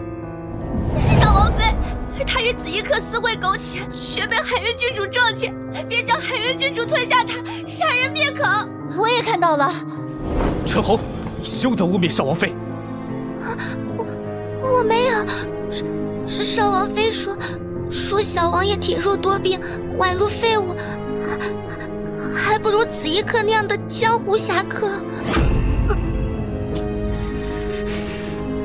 甄民，你还有什么话要说？事情不是明摆着吗？少王妃当初被这子衣客所救，德王府的奴仆全都死了，可少王妃身边的人却全部都好好的，这本就不对劲。小王爷昏迷了，你们脱身后那一整天去了哪里，做了什么？不都凭借少王妃一张嘴吗？再说了，平日只有少王妃在，子衣客才会回德王府住。少王妃回国公府时，子衣客便在市井游玩，这也未免太巧合了。这倒奇怪了，我何时出去游玩，难道还要看少王妃是否在府吗？你们说少王妃杀了韩玉郡主，那塔的墙高度齐胸高，她一个弱女子，怎么把韩玉郡主推下去？我记得嫂嫂好像是有武艺的啊，昨日我还看见嫂嫂从玲珑塔上飞了下来，好像仙女一样美呢。哦，没想到连思涵香也要掺和一脚，今天的事还真是有趣，试探出来不少牛鬼蛇神。啊，难道香儿说错话了吗？都表演完了是吗？那么也该轮到本郡主了。来人，将韩玉郡主带上来吧。什么？不，这不可能！莫非韩玉差点就见不到您了？玉儿，这到底是怎么回事？你没事了？是大管家，是他将我推下塔。若非嫂嫂和子衣客大侠，女儿早就魂归离恨天了。如今他还要借此来诬陷嫂嫂和子衣客大侠。他让静言告诉我，说嫂嫂在玲珑塔上设宴，我到了塔顶后，他便将我堵了嘴，捆起来吊在第8层塔基隐蔽处。大管家还吩咐静言，等子衣客和嫂嫂一被引到塔中，便割断捆我的绳子，将我摔死，最后由春红来抓嫂嫂，与子怡客所谓的奸情。果真是春红你这贱蹄子污蔑墨儿。那静言呢？他去了哪里？静言在此。本山人虽然被静言诱至塔顶，但我有听声辨位之能，便发现了被绑住的韩愈郡主，所以我救下韩愈郡主，将计就计给静言换上郡主的衣衫，并将她丢下塔，为的就是揭穿这秦大管家的真面目。一派胡言！我有什么理由要这么做？当然有理由这么做，因为你就是那个天理教在王府的内奸。张大人，你们怎么来了？是我让人去通知他们的，因为儿媳已经认出了那日天理教教徒的头颅，正是秦大管家的独子秦如海。西凉墨，你分明与这子怡可有染！杀了我儿，还害我至此！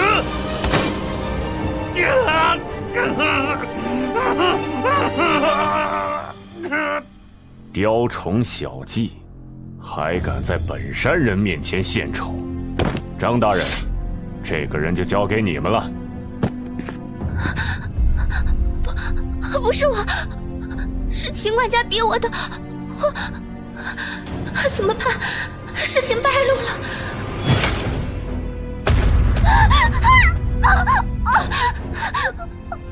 不会说话，就不要说话。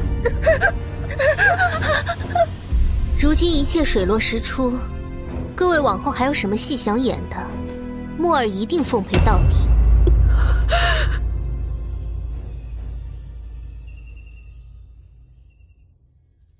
今晚就让那青年老妖得意一回好了。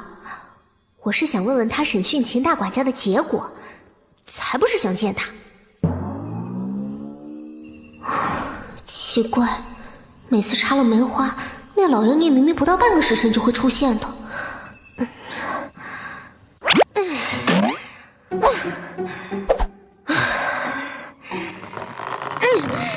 还等个屁！我自己睡了。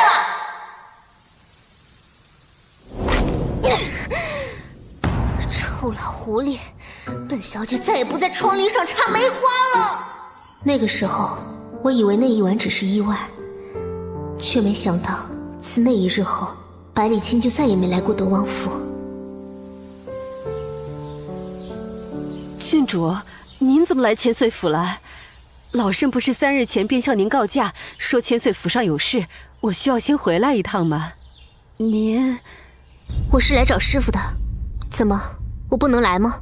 百里清一定是发生了什么事，否则不可能把何嬷嬷突然召回去。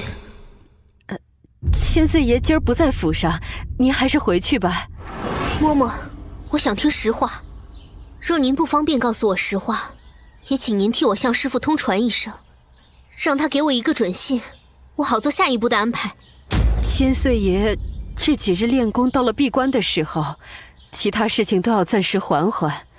他吩咐过不见任何人。郡主这是怎么了？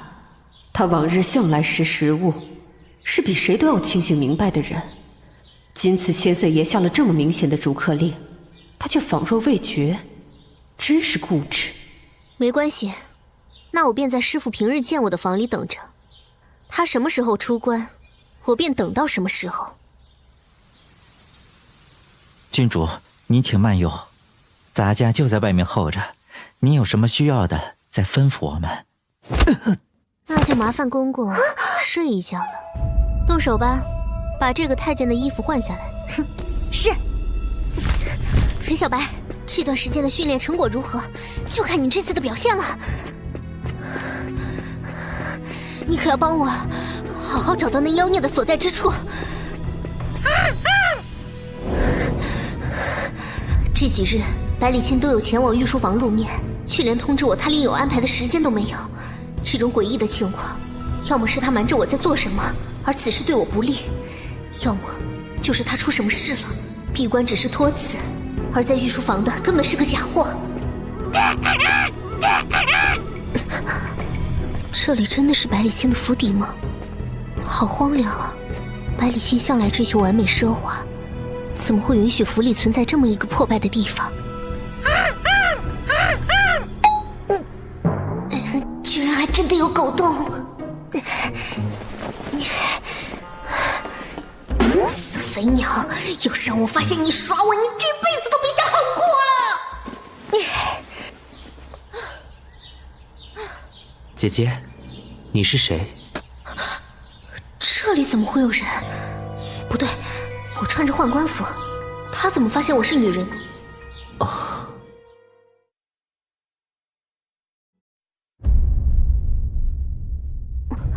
小弟弟，你又是谁？为什么在这儿呢？除了锁链，屋子里还什么都没有，墙壁全是被砸过的痕迹。这少年到底是什么人？洛儿一直在这里啊，有坏人把我关这里了，我想要爹娘。嘘，小声点儿。好了，别哭了，姐姐有糖给你吃。啊，真的吗？洛儿要吃糖。站住！好强的内力！你是谁？竟敢擅闯这里！郡主，郡主，你不是在歇息吗？为何在此？还打扮成这个样子？我只是想知道师父在哪里。既然我已经被你们发现了，你们要么杀了我灭口，要么告诉我到底怎么回事。罢了，郡主，你随我来吧。唉，若是寻常千岁爷后院那些奴仆如此作为，打死就是了。可偏偏是郡主，千岁爷待她始终是不同的。嬷嬷，这少年是千岁爷的爱宠吗？洛儿好像很怕何嬷嬷和媚意。他的自称应该是百里洛才对。什么？他是师父偷偷生的儿子吗？他是千岁爷的孪生哥哥，只是许多年前就傻了。不是吧？师父长得那么老，可是洛儿分明看起来就是一个少年啊！说师父是洛儿的爹还差不多。洛公子被人下了毒，因此身体停止了发育。你别看他如今这模样，他若发起狂来，世间没几人能治得住他。司礼监已经为他折损过好几个高手了。所以百里清是因为无法控制自己的兄长，又担心他会成为敌人威胁自己的软肋，才将他锁在这里吗？没错。这倒是稀奇，我以为师父会毫不犹豫地杀掉百里洛呢。像他那样的人，怎么能容忍有一个这样的累赘弱点存在？郡主，你不要忘了，如今你不也算得上是千岁爷的累赘吗？你有什么资格嘲讽千岁爷？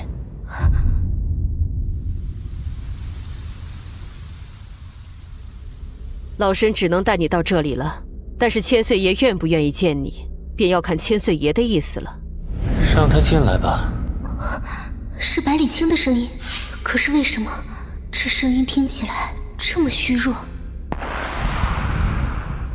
师父，为师知道你在窗棂上插了梅花，只是为师这些日子不能出关，倒是叫你白等了。你没什么事吧？为师能理解成你是在关心我吗？甚至因此失去理智，冒险深入一个完全不熟悉的地方，只为探查为师的下落。谁关心你了？不过你身体不大好，是吗？爱徒的眼睛果然还是如此锐利。若为师说忽然练功走火入魔，功力全失，所以把自己关在房间里面，以躲避仇人的暗杀，你信吗？可笑，要是百里清真的功力全失，怎么可能会见我？这么说，师父倒是信任我，这种情况下还放我进来，就不怕徒儿一时起了歹意，对你不利？好强的杀气！百里清想杀我，我根本不是他的对手，这一掌下来，重伤的也只会是我。什么？怎么样？本座没有骗你吧？刚刚爱徒你的脸上，可是完全一副不信任为师的模样呢。想死吗？明知道自己身体这个样子，还要拿来开玩笑。他身上竟然真的连半丝内力都没有。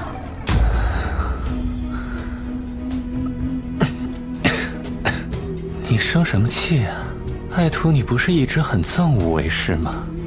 如今这是大好时机，你便杀了为师，一泄你心中之恨吧。师父，嬷嬷，美依，你们在不在？不行，不管怎么样，百里清还不能死，我还需要他，至少他不该现在死在我的手上。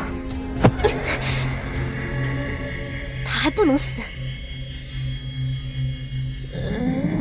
这老妖孽身体是无底洞吗？这都可以吸光我的内力。他的情况是稳定了，可我的内力全没了呀。阿七，娘啊，这还是我第一次看到睡着的百里清，他的敌人大概很多吧？又有谁真的见过他沉睡的模样？看够了。啊，师父，你醒了。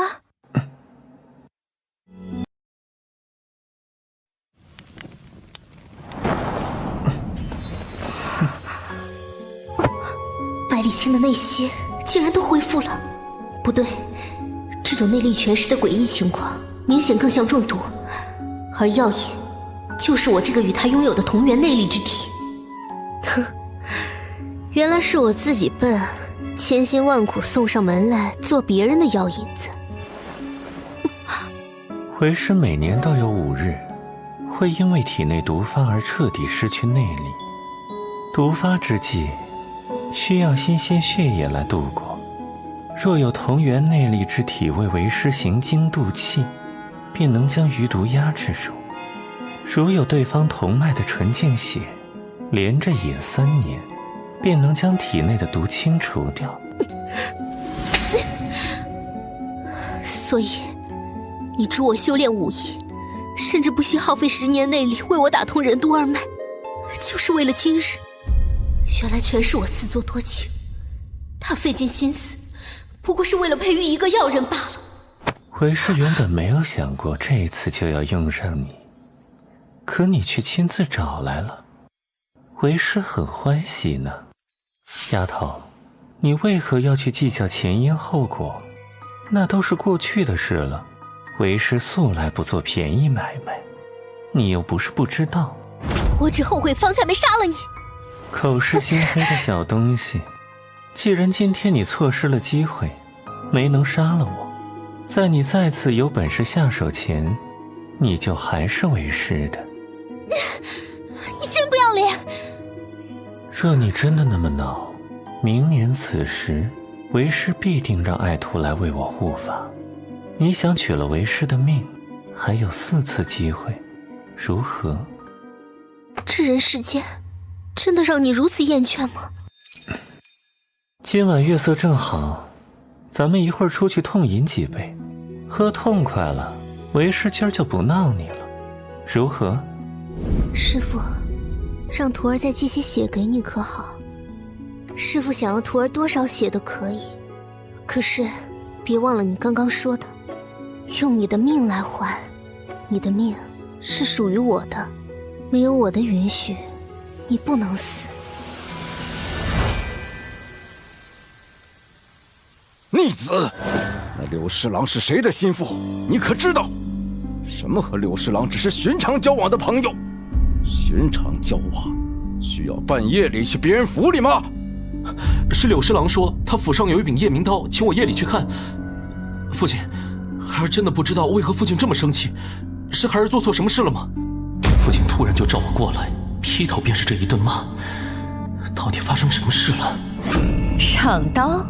怕是贿赂吧？不甚熟悉的大臣怎么会送您一把如此名贵的夜明刀？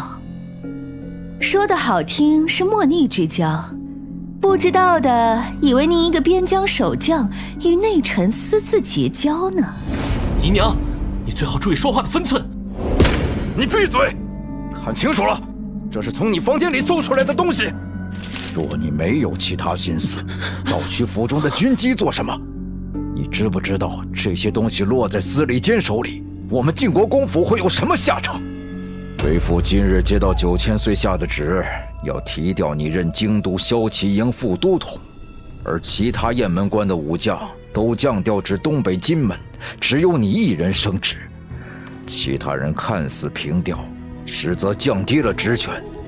京都骁骑营副都统佟掌管京畿西6营。这种既有实权又有品质的肥差事，向来都是百里清的人在任职，却莫名落到你的头上，你怎么解释？父亲看不出吗？这是有人刻意栽赃陷害，想离间我们父子。您养育我这么多年，别人不知，难道你也不知孩儿是什么人吗？孩儿发誓，若做过违背祖训、为求荣华富贵而攀附奸人之事，必定天打五雷轰，从此永坠阿鼻地狱，不得好死。证据就在此，便是为了让国公爷相信世子何苦说谎，发这种毒誓啊！我问心无愧，自然敢发毒誓。倒是董姨娘3番4次想挑拨我与父亲，我看居心叵测之人是姨娘才对。董事，静儿说的没错，我确实被愤怒冲昏头脑了。他是国公府的继承人，不可能出卖我们。他才刚失去母亲，我却这样怀疑他。唉，罢了，其他人那里为父会替你去解释。此事待为父查明后再议。这些时日你不要随意再出府了。是。到底是什么人泄露了军中机密，又害得我被父亲猜疑？若是让我抓到这细作，必定将他千刀万剐。郡主，您吩咐属下做的事，属下已经做了。可我们都做到这种程度了，竟然还是扳不倒世子爷。我那哥哥是国公爷一手带大，情分自然不一样。咱们只是先在国公爷心里种下一根刺罢了。你也不用太心急，你肚子里的孩子才1个多月，日子还长着。等那根刺长进国公爷的心里，没了我那大哥哥，你的孩子不就成了国公爷最疼爱的孩子吗？妾身真的不能把这个孩子的事告诉国公爷吗？姨娘是忘记自己身份了吗？大哥出身高贵，外祖家是偏后世家的韩家，还立有军功。你不过是风尘出身，若你的孩子妨碍了他，你认为老太太会选择保下谁？为什么国公府这么多年都只有1个嫡长子？其中的缘故，你应该比我更清楚。那我今日将世子爷彻底得罪了，怎么办？老太太会不会……姨娘已经和大哥翻脸，就不必再瞻前顾后，总要分个胜负才是。只要你乖乖听我的话，本郡主保证姨娘肚子里的弟弟，有朝一日必能坐上世子之位。是，奴婢必听郡主之令。郡主，您真的要重用董姨娘吗？若不是我们给她下药，让她误以为自己有孕，她想为孩子一争世子之位，怕是现在还在做墙头草。当初靠着您，她才进了这国公府，得了国公爷宠爱几日，就被这荣华富贵迷了眼，连进府是为了给自己弟弟报仇的目的都忘了。韩氏头七当日，您差点被世子的府兵围杀，分明也有他的出谋划策。照奴婢看，这等无耻叛徒，一条草绳送他上西天就是了。我的玉儿也不知是不是和媚流走得太近，瞧瞧这一身杀气腾腾的，倒似个打家劫舍的女大王。啊，郡主，咱们再说正事呢，你少打去奴婢了。我到底是已经出嫁了，离世除了韩氏为自己儿子复仇后，便有些心灰意懒，恐怕没那么多心思放在西凉静兄妹身上。董氏是一把好刀，他有野心，有他在，西凉家便不会太平。大妹妹，这一切都是你做的是吗？仙儿他们说的是真的，包括母亲的死也与你有关。是，又如何？世子爷如今才知道，已经太迟了。你大可去向父亲说，看父亲会相信你，还是我。当初本世子就该听了仙儿他们的话，下令万箭齐发，杀了你这个卑鄙的丫头。说起这件事，墨儿可是记仇了很久呢。墨儿听说二妹妹在宫中养病，竟然勾搭上陛下，陛下要封她为婉嫔呢。除了给世子爷的礼物外，墨儿还备了回礼给二妹妹。你自身难保，且猜在这一次，你还保不保得住二妹妹？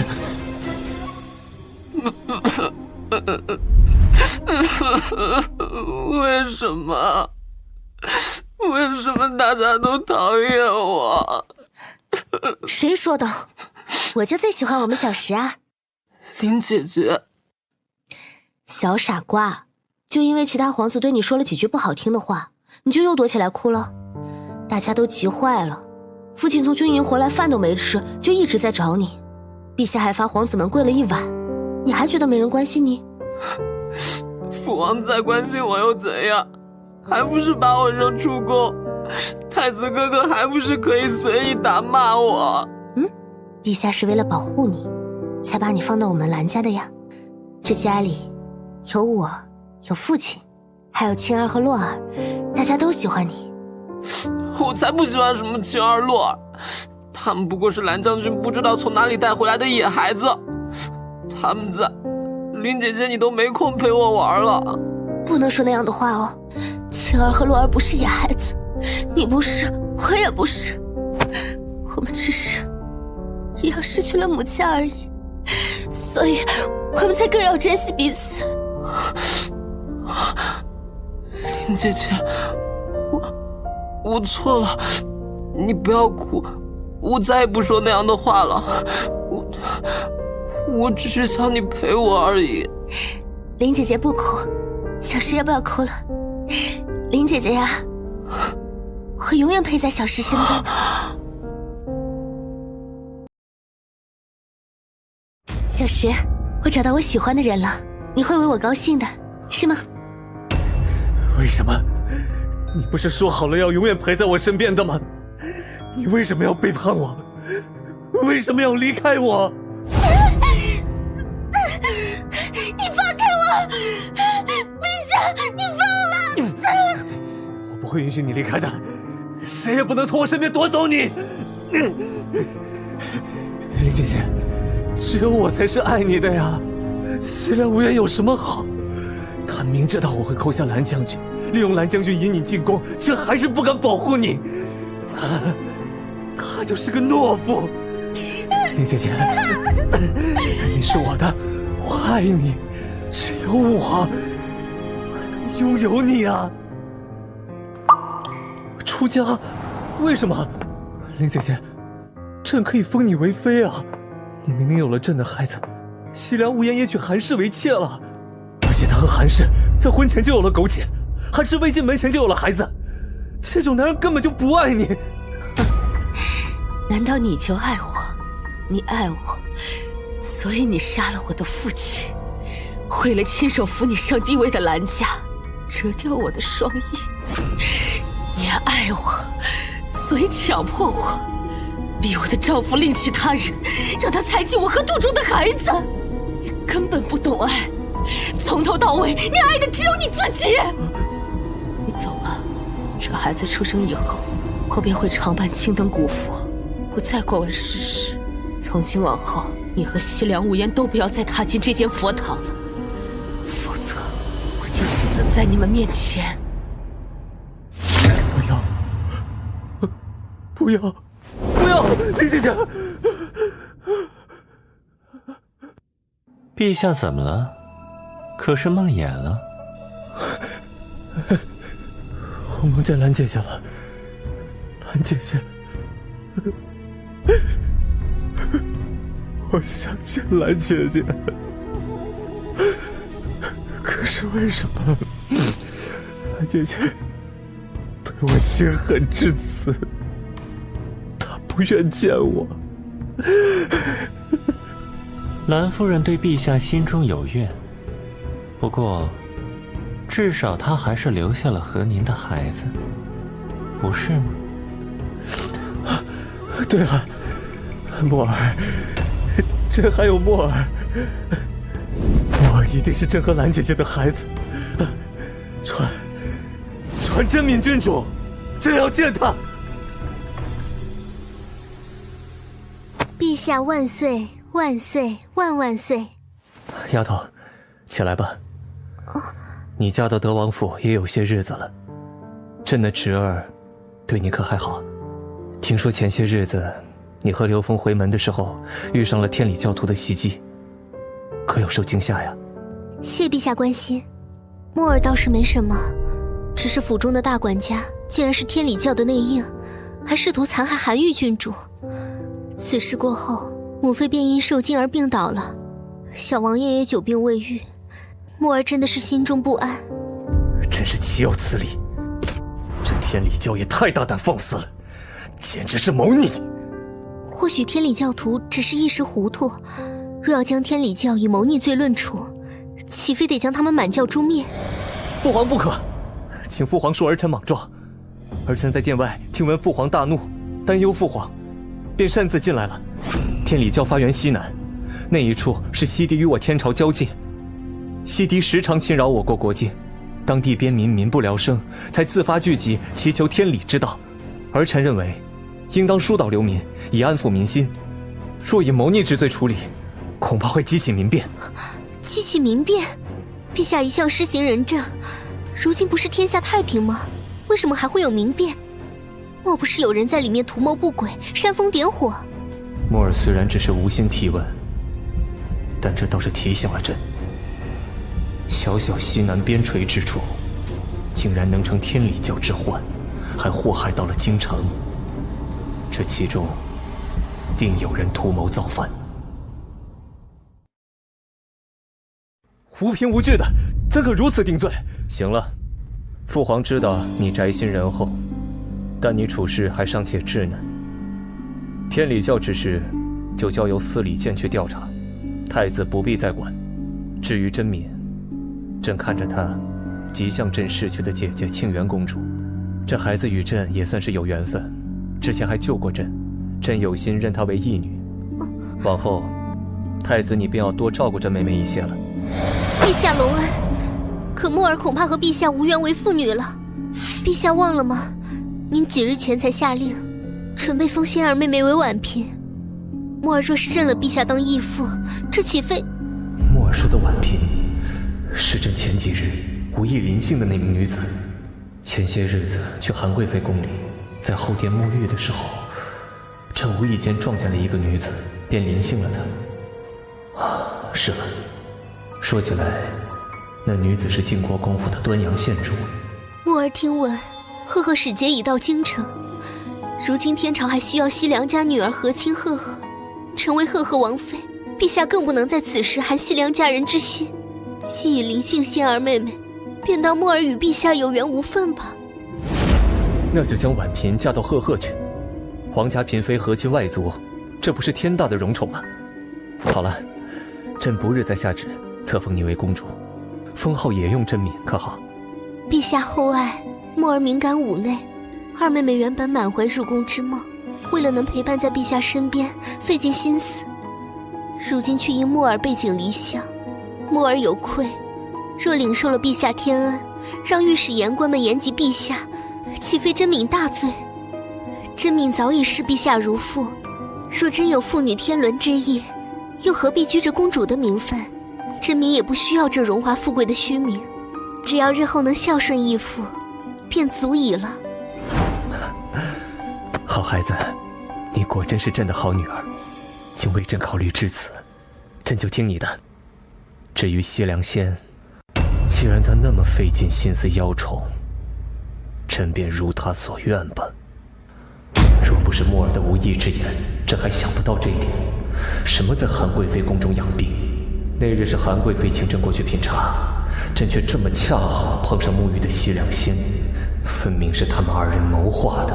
谢陛下隆恩，二妹妹如今要远嫁赫赫，墨儿斗胆，想请陛下与墨儿亲自筹备妹妹的备嫁事宜。这有什么难的？百里爱卿正好在内殿里处理奏折，你便过去和他商量吧。乖丫头，如何？可是如愿以偿了？为师不曾骗你吧？是啊，师父何曾骗过徒儿呢？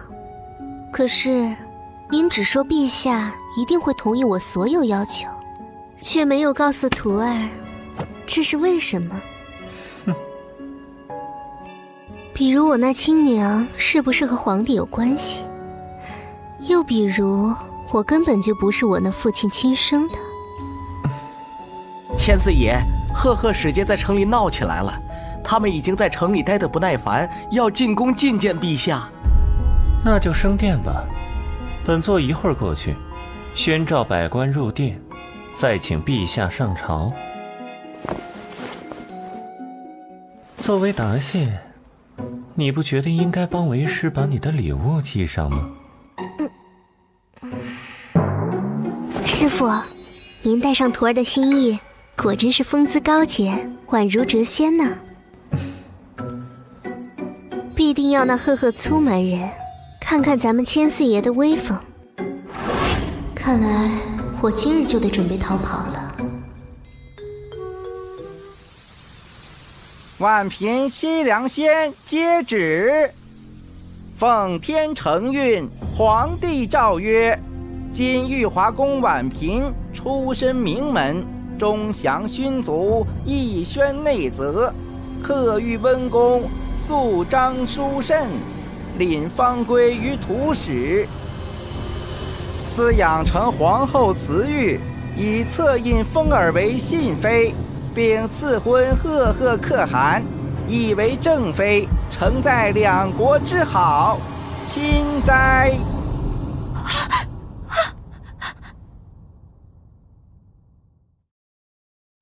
不可能，陛下明明那么宠爱我，他怎么可能会让我去和亲？信妃娘娘，你还是快点接旨吧，否则这抗旨不遵的罪名可是不好担待呢。西凉墨，是你搞的鬼！就知道是你这个贱人！你等着，只要我西凉仙不死，天涯海角，我都会让你付出代价，让你生不如死！看来信妃娘娘是过于欢喜和激动，没什么心情和我商讨和亲事宜了。娘娘请放心，陛下已传令，由我全权筹备娘娘的婚礼。我一定会为你好好操持婚事，让你风风光光的嫁出去。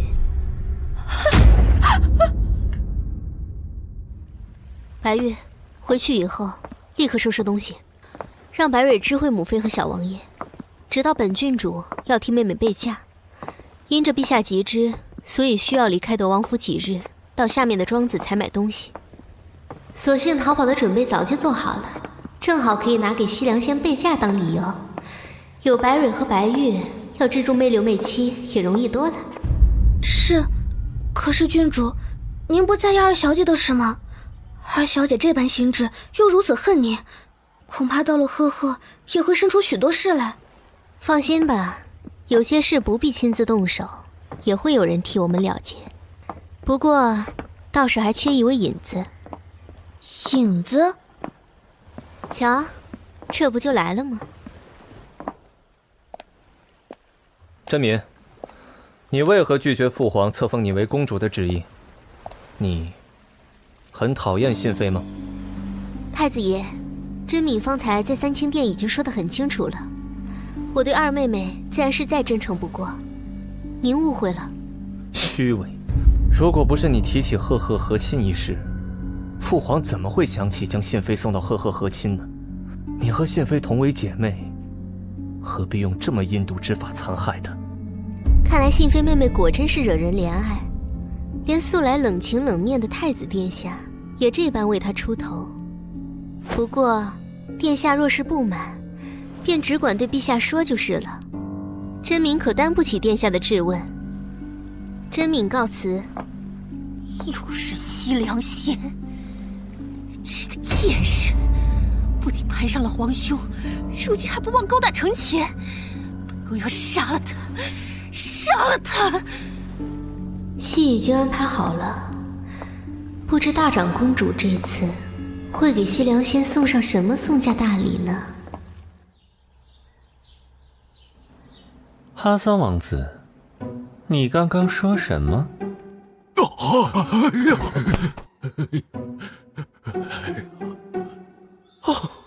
这位美丽的姑娘一定是公主殿下吧？美丽的9000岁公主殿下，你如果喜欢这眼罩，我哈三王子这里也有许多。您这般倾国倾城的容貌，唯有粉色配得上您。你说什么？能与美丽的公主殿下佩戴同一款眼罩，实在是本王子的荣幸。您戴粉色的，本王子戴绿色的，真是绝配啊！是吗？老子带你8辈祖宗！你这混账玩意儿！去死！去死！去死！看来最近有些官员是吃了雄心豹子胆，竟敢不顾朝廷的法令，到花街柳巷沾花惹草。既然你们这么喜欢，从明日起，但凡去过花街之远，便都带着他上朝吧。若有人不遵循，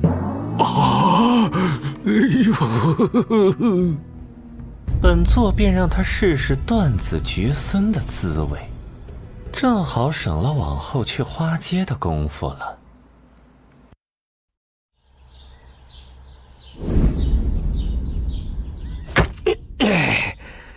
姑娘，这个箱子我们就抬到你房间了，你有什么需要再吩咐我们。多谢几位大哥了。唉，大小姐的药还真是效力强劲呢，怒气被颠簸了一路，居然到现在还没醒来。你看着我做什么？我不过是听大小姐的命令，请你睡了一觉而已。连何嬷嬷都被大小姐设法弄昏了，你可不能怪我。大小姐，你到底去哪里了？我和白嬷嬷要胁迫着何嬷嬷和美琪逃多久啊？蕊儿，我想上茅厕，你若不想松开我，便帮我拿桌上那个花瓶来吧。给你拿过来了，快点儿！你不肯给我松绑，所以我行动也很难。去吧，务必要将信送到督公手里。要是不小心打翻了，可不能怪我啊！什么？你敢？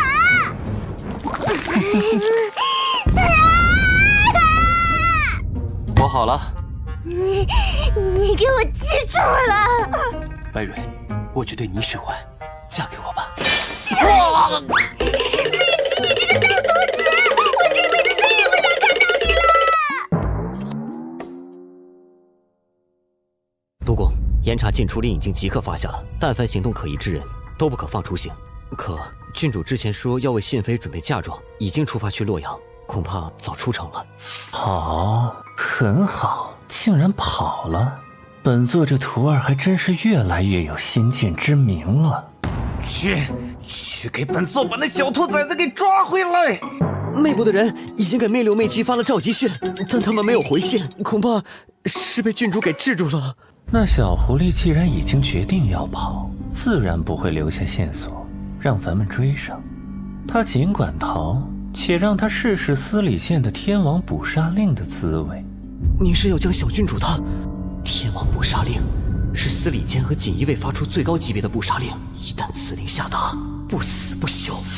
这次终极目标改为活捉。媚妻不是刚传了消息回来，说那丫头和白玉一起，且不与白蕊何嬷嬷一路吗？她在洛阳准备了这么久，很有可能会联系那边的人，让何嬷嬷监视着她身边的丫头，一旦有异动，立刻抓起来。细皮嫩肉的，味道正好，细而不腻，鲜而不腥。禀报千岁爷，方才锦衣卫在南城门似乎拦住了郡主。大人，您看，这就是那2个可疑的女子。下官盘查的时候，瞅着他们的路引文书和模样都有些不对，其中一个人甚至化妆成男子的模样，便立刻拦下了。他们的马车外头看着寻常，里面却暗藏了暗格，藏有内造御赐的珠宝。这2人一定有问题。你们抓错人了，这马车确实是本座那逃跑的小奴的，但是这2个女子绝对不是她们。哎呀，官爷饶命啊！奴家家中有病重的弟弟，有一对小夫妻见我们才1块钱苦求，便给了我们20两，让我们换上这些衣服，赶着这马车出城。奴家真的不知道他们是逃犯啊！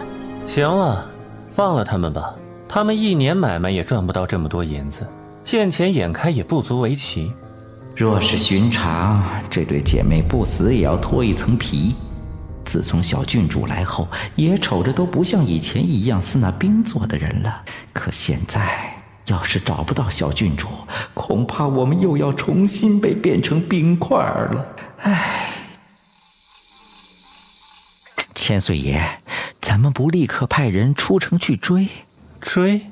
这外头的大路通向8州24郡，往哪里追？本座可没那么多时间浪费在那丫头身上。你们派人去洛阳盯着，他以为咱们把何嬷嬷那一路人当成了诱饵，不会咬，咱们就偏偏咬上去。不过得暗中来，他必定会想法子联系他在洛阳的人。不对，中计了！那小狐狸是要现在出城门啊！喂，你们，我们督公刚刚吩咐了，让我们把那女子的马车带走做物证。是，请大人带走。对了，之前那2位姑娘，请留步。我们督公还说，你们2人姿色不错，若有意入9000岁府上伺候，年银100两。一会儿还会有人过来问话，你们只管上去说愿意就是，若是不愿意，便算了。啊，对了，记得要请那位爷温柔对待你们。你说，那2个穿着司礼剑的厂卫出城了？是，他们还说，督公有意招人侍寝，看上他们了。督公，请对我们姐妹温柔一点，我们都是娇滴滴的姑娘，可经受不起。侍寝，很好，很好。还愣着做什么？立刻回司礼监，咱们今日就去洛阳。让你跑了1次，是为师的失误，但第2次，爱徒，你可要在洛阳好好等待为师才好啊！这到底是怎么回事？最近司礼监盘查的也太严格了，连那猛鬼刀都被发现是3年前的鬼头山寨主，直接被抓走了。听说白里老贼的爱妾偷了他的还阳丹，到洛阳投奔奸夫来了。那老贼大怒啊，才将这洛阳围住的嘛。1年1度的簪花夺魁大会就要开始了，老子还等着夺魁呢。大小姐，你也笑得太大声了。嘘，这里到处都是江湖人，今日我们可是乔装来查探消息的，好不容易才混进了这戒备森严的香云坊。奴婢都说了，我们在厨房当个洗菜丫头便好了，骗您这么大胆，还敢走出去？好玉儿，你就别唠叨我了，难得到了洛阳，我怎么能放过这查听消息的机会？前些日子秦管家被抓的第3日，小白就在德王府截到了这封别的信鸽想传出去的信。我相信德王府必定还有其他天理教的人，而且级别还不低。既然夺魁与天理教有关，我当然要亲自过来。我那师父心思难测，虽然如今他对我还算宠爱，可谁知道未来会如何？我不能没有底牌，事事都让他知晓，所以此事才不能通过妹6妹7查探，你可明白？奴婢明白。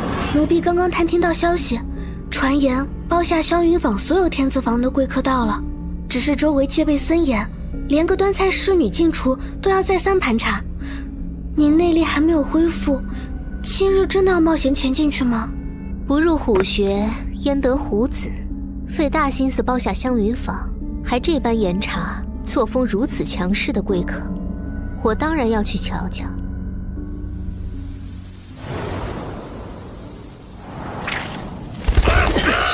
哪里来的这么多鸟？大过年的晦气！潜入成功，这玩意还真好用，这样就可以偷窥到隔壁房间包下天字号的贵客了。秦大管家，此次那些司礼监的贼子没能杀了老夫。他不是被百里清抓去拷问了吗？是什么时候从司礼监逃出来的？百里清为什么都没有告诉我？老夫倾毕生之力，也要将那司礼监的奸人，还有那紫衣客，一一铲除。秦尊主，司礼监的大狱素来以好进难出闻名，你逃脱的时候不觉得太顺利了点吗？教主是怀疑属下吗？若我想出卖天理教，10几年前我根本就不需要千辛万苦扶持您。教主，这个就是天理教那神龙见首不见尾，连百里清都没能抓住的教主。等一下，我怎么感觉这个声音有点熟悉？本尊自然知道是秦尊主的功劳，只是司礼监的探子无孔不入，百里清那阉人手段狠辣卑鄙，不得不防。你勿要往心中去。簪花夺魁大会马上就要开始了，教主提防也是应当。这一次若能将那群江湖莽夫收服，便可让他们都做咱们天理教的马前卒了。哎，这杂物房的锁头怎么好像断了？糟了，不好，有探子！找刺客，抓住这探子！如若他不肯束手就擒，就地诛杀。可恶，我的内力没有恢复，这教主功力深厚，我根本逃不了多久。退！是暴雨梨花针，是唐门的人。小白，该你出场了。臭娘！我的眼睛！那个女人不可能在这么短时间内就从这里逃之夭夭。搜船！不应该这样强行运功的。没想到这船已经开到湖中央了。这天理教的人也太狡猾了。要是平时我还能跳下船游走，但现在这寒冬腊月的，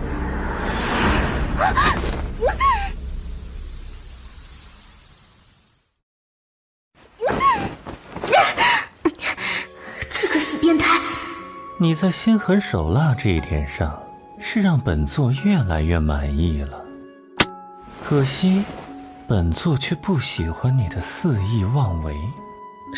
师父，该死！百里清怎么这个时候找上来了？你说呢？谁敢这么靠近你这个浑身是毒的孽障玩意儿？师父，你怎么会在这里？看来咱们是心有灵犀一点通呢。为师可真高兴，原来爱徒在摆了为师那么大一道后，还如此记挂着为师。为师也很记挂着你，记挂到恨不得将你拆骨入腹，好好品尝呢。退下吧，我和江堂主还有要事商量。有人来了。确认一下房内有无人，免得又被探子钻了空子。教主功力深厚，刚刚那女贼若是藏在屋里，早就被教主发现了。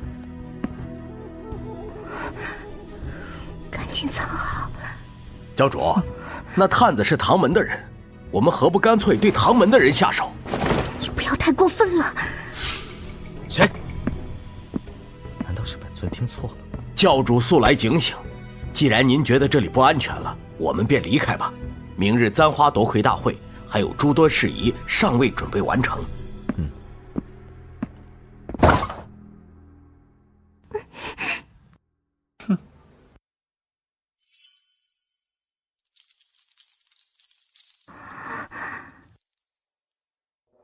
如何？很想杀了我吗？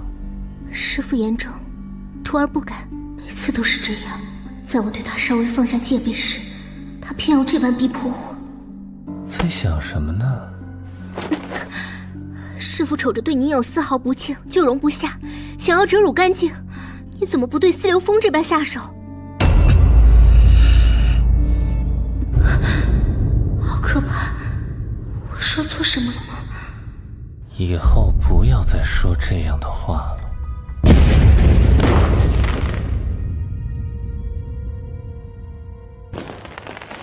原来是到了除夕子时放烟火的时候了。想不到今年的除夕竟然是咱们一起过的。师父，你以前的除夕是怎么过的？说说看吧。你想听为师的故事，就直说，不必如此兜圈子。平白惹人讨厌。师傅，你为什么总是要揭穿别人的小心思呢？这样是很惹人讨厌的。彼此，为师也很讨厌你这种看似乖巧，实则桀骜不驯的人。咱俩倒是挺符合民间话本里相爱相杀的故事的。谁爱你了？自作多情。师傅，你就说说你是如何一把鼻涕一把泪的成就一代大奸臣的故事，给吾等晚辈树立积极向上、奋发努力的标杆与旗帜嘛。怎么，你刚醒来还恨不得拿刀把为师的头砍下来？一转脸情绪变化的真够快的。是啊，徒儿向来能屈能伸，诚实又正直。师傅快说吧，徒儿已经等得不耐烦了呢。杀不了这个人，还摆出一副宁死不屈的模样，和敌人怄气，这不是犯贱吗？还不如借此机会找他的弱点。故事嘛，从前有个大户人家的女儿，生得倾国倾城，家里人为了得到更多的利益，将她嫁给了别人当贵妾。这个女人极受夫君宠爱，并为她生下一对双胞胎。可惜好景不长，她的夫君病重将逝。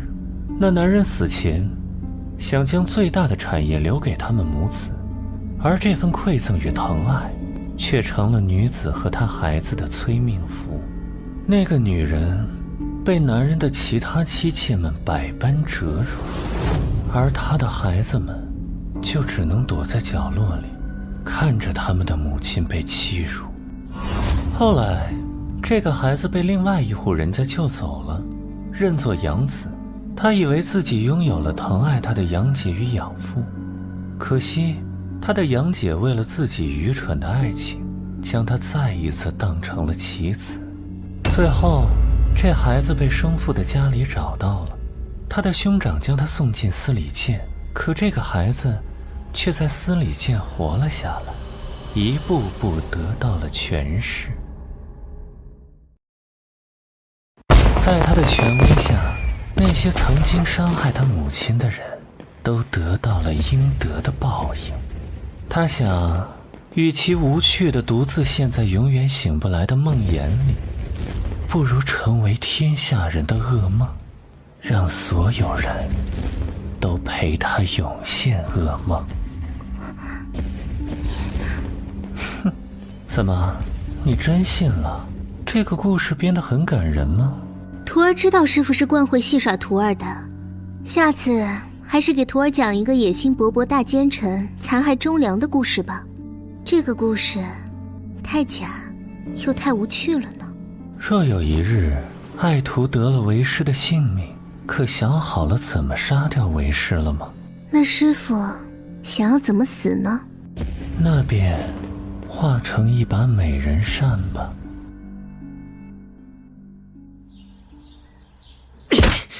这天理教是怎么回事？竟然敢明目张胆地监视咱们！我们是来参加簪花夺魁大会的，来者是客，他们这算什么？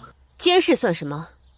昨儿他们忽然派人为我和小雨准备热水淋浴，还让丫头伺候我和小雨，故意四处检查我们身体。听闻昨天天理教遇刺，有个女刺客受伤逃跑了，我看他们这是怀疑到咱们头上了。我们与天理教并无恩怨，他们为何要怀疑我们？那小雨呢？说起来我就生气，小雨被折腾到受凉了，病着呢。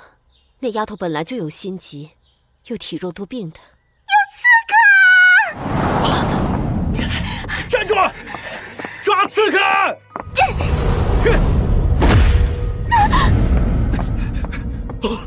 不，小雨！师父，我们就这样离开洛阳，真的好吗？天理教和唐门的事还没完呢。唐门的人向来护短，唐雨又是唐天的未婚妻，唐天亲眼看见未婚妻死在天理教的人手里，不会善罢甘休的。我们已经把局搅乱了，剩下的不必自己动手。簪花夺魁大会最后的决战在元月15，我们只要在那之前回去便好了。那你也该告诉我，来绿芳这种荒无人烟的边城干什么？总不至于你真的这么好心，要给我那信妃妹妹备嫁吧。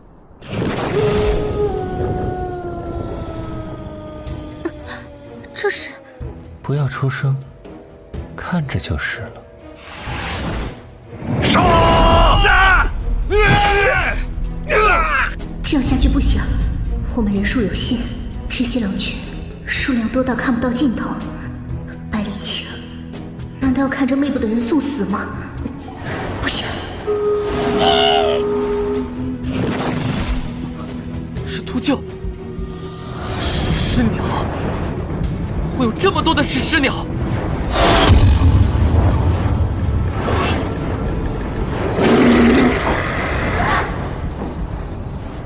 为师倒是不知道，你竟然练成了这样的御鸟术。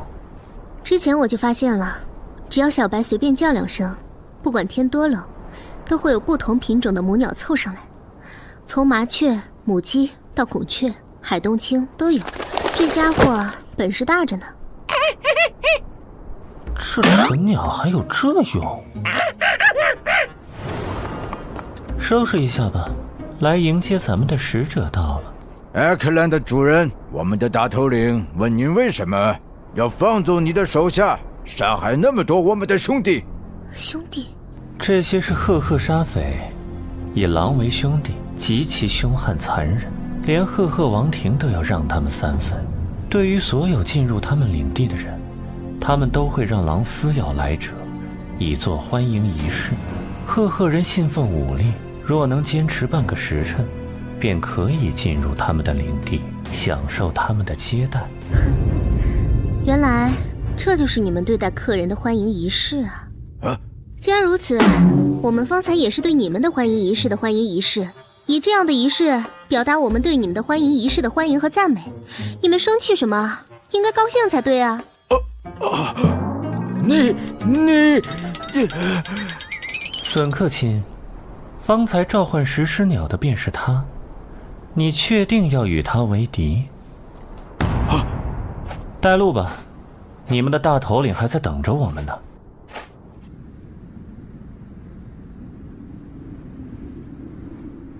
看，就是她，能召唤食尸鸟的女人。天哪，太可怕了！食尸者的女王，请接受我苏哈的敬意与祭拜吧，亡灵之女。请宽恕我们的无礼。秃鹫是这戈壁上最难驯服的动物，赫赫人喜欢天葬，由秃鹫食用尸体，秃鹫因此也被称为亡灵之鸟。没想到小白鹿的这一手，还有这意外的效果。阿克兰的主人，很久不见了。想不到你这次过来，带来了这么一份特别的见面礼。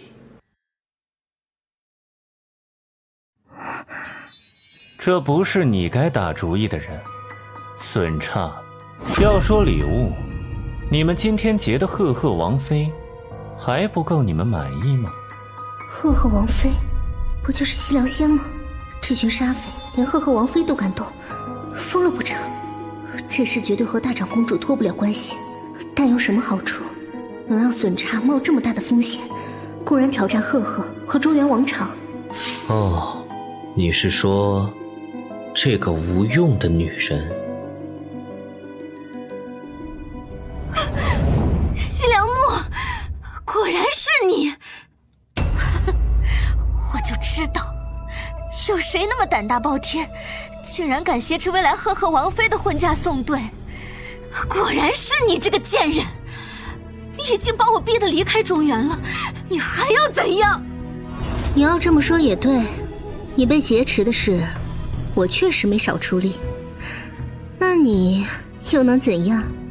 毕竟是我诱使长公主动的手啊。大头领，仙儿已经是您的人了，您还需要用我向赫赫王庭示威，自然是要让我伺候在您的身边，不是吗？仙儿对大头领仰慕至极，愿意伺候您。我保证，有我在，朝廷不会追究你的抢掠之罪，还会助你得到原本属于你的王座。王座？损差，原本是赫赫王庭前大王的儿子，几年前，先王被损差的叔叔夺位杀了，损差一路逃亡，才成了杀匪的大头目，时时与赫赫王庭作对。妹妹可真厉害呀，在这种情况下还能弄清楚敌营情况，转头就投奔敌人，设法扭转形势。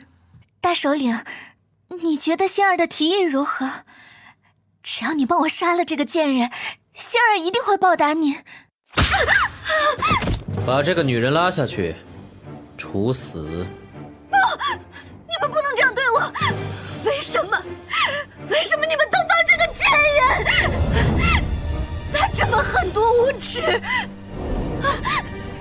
这是9000岁，你还勾结了9000岁。我知道了，你背后的人一直都是9000岁，你们到底是什么关系？小王爷和父亲若是知道了，不会放过你的。你说呢？我和9000岁什么关系？9000岁殿下，您若能救小女一命，小女什么都愿意做。西凉墨可以给您的，我也可以。本座嫌脏呢，将她带出去吧。赫赫王妃真是好大的福气呀！西凉墨，不会放过你的，我化成厉鬼也会来取走你性命，将你千刀万剐。厉鬼吗？可惜呢，我原本就是从地狱来的厉鬼。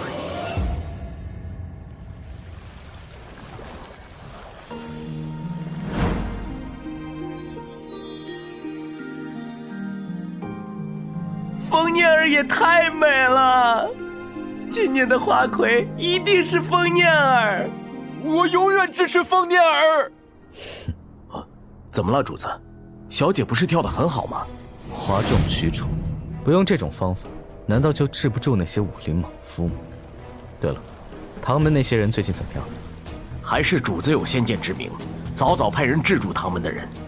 他们现在都被困在石室内，就算再善用奇毒，也无法逃出升天。若不是你们当众把唐雨打落湖里，何至于引起这么大的动乱？下次动手前想清楚。你若不爱用脑子想事，那这脑袋也不需要。可那是小姐的吩咐。成事不足败事有余的蠢女人，她是教主，还是本尊是教主？怎么，你也想学秦尊主，骑到本教主头上来吗？属下不敢。去准备接下来的比试吧。黑白两道魁首的比试至关重要。要是本尊的魁首之位再有什么意外，你也不必再留下了。无论我做什么，你眼里还是只有那个女人吗？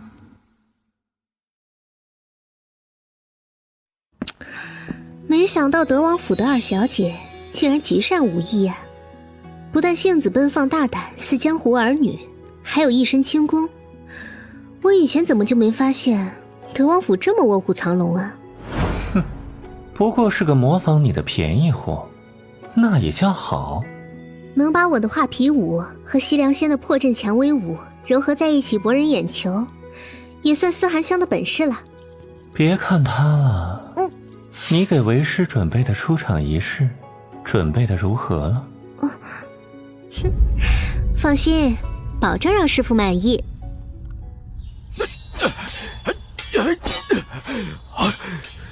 这是怎么回事？为何我的内力在快速的流失？这天理教的招数也太邪门了！难道他们动了什么手脚？卑鄙小人，竟敢用暗器！魁首乃天理教教主，本教主还没到，谁敢妄自称魁首？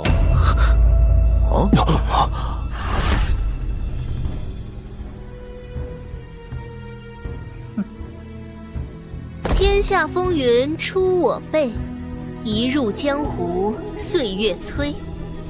黄图霸业谈笑中，不胜人生一场醉。绿光神教西方教主在此，尔等还不速速来拜见？日落西方，唯我不败，绿光神教西方不败教主，千秋万载。啊！绿光神教西方不败，你听过吗？没。不过这教派的人的功力简直吓死人呐！刚刚那功夫太邪门了。这是失传的修罗狮吼功，没想到世间竟然还有人能使用。阿弥陀佛，贫僧谢过贵教，方才出手相助，请问贵教到此意欲为何？在下令狐墨，本教乃常年居于世外清修的绿光神教。西方教主听闻武陵正在争夺黑白两道的魁首，教主虽然不过问世事，但还是看不得某些徒有虚名之辈在此放肆，特来夺魁。哪来的黄口小儿，敢如此大言不惭！刚才比赛结果已经出来了，我们教主已是魁首，你们哪来的，滚回哪儿去！比赛规定不得用暗器，你们暗箭伤人，卑鄙无耻，还想霸着魁首位置，你问问其他人服不服？就是，强者为王，用暗器算什么好汉啊？你们天理教不是很强吗？怎么当起缩头乌龟了？怕了就认怂！满口胡言！住手！蓦地，何必与这种不会说话的玩意儿废话？既然不会说话，就不必说话了。西方不败，你这个妖人，竟敢虐杀我天理教之人！天理教弟子天律，维护武陵正义，剿灭绿光神教！疯了吗？谁给你的胆子和权力，敢下这样的命令？别人都气到头上来了，教主你还忍气吞声，简直丢尽天理教的脸。咱们早已在开场的梅花雨中放了10箱软金散，现在马上就要发作了，收复这些江湖蛮人，不是易如反掌吗？果然不怕神一样的对手，就怕猪一样的队友啊！当初师父把秦大管家放出来，还真是英明无比的决定。等等，不是这样的！天理教的小人，你们竟敢求见我们！多亏绿光神教的人相救，我们才逃出来。我唐门弟子在此立誓，与你天理教势不两立。为什么我一直拿你当儿子？凭你一个低贱的下人，也配当本教主的义父？别以为我不知道你和那贱人都做了什么。说。糟了，不能让天理教主逃走。这是四流风。教主，天理教的人已经逃跑了。这次他们得罪了全江湖，有唐门和其他江湖人的追杀。西方教主，咱们还是鸣金收兵吧。您再这样玩下去，江湖人都要被吓坏了。您看这日头不早了，咱们还没用饭呢。既然蓦地觉得这场面太无趣了，就走吧。也是，昨儿你喜欢吃的果木烤鸡就要卖光了，起价吧。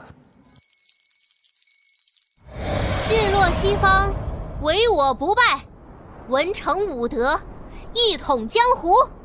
灵狐小施主，你们这就走了？那魁首之位，我们教主本就是世外之人，只是看不得小人作祟才出手。药尘长老德高望重，是中了天理教的奸计才落败，由您来担任魁首最适合了。阿弥陀佛，如此高尚风范，才是酒肉穿肠过，佛主心中留啊！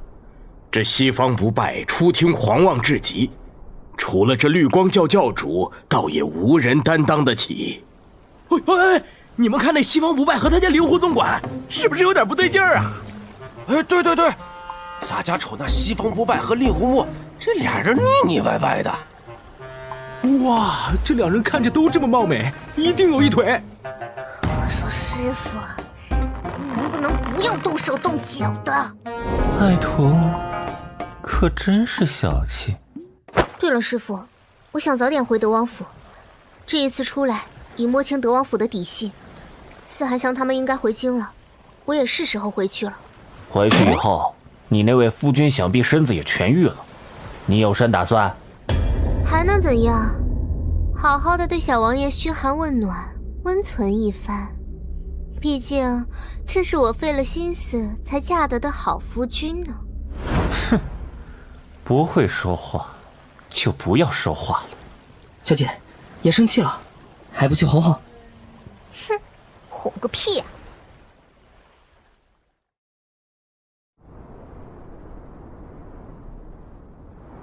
你们怎么做事的？明日就是春日宴了，王妃的春装竟然还没做好。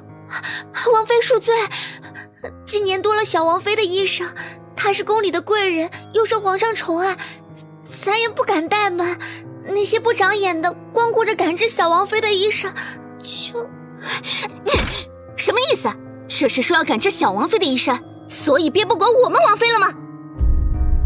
唉，算了，年轻姑娘爱俏也没什么。我这年纪的寡妇，和小姑娘有什么可争的？你们先下去吧。自义父逝世的消息传来后，母妃便仿佛一下子老了10几岁。虽然我也怨过母妃不肯认我，可如今我能嫁小王爷，终归是母妃为我争取而来的。母妃，静宇，母妃如今只剩下你了，你也是要做母亲的人了，别动不动就这样发脾气。你肚里的孩儿还未满3个月，正是要当心的时候。静宇只希望这是个乖巧的女孩。小王妃毕竟还没有孩子，雨儿若先生下了男孩，恐怕不好。没什么不好的，是她身子不行，怪得了谁啊？现在就说生不了，日后也未必能生。若不是这女人擅自报案，老秦何至于被追杀？甚至不说她了，晦气。我去看看风儿。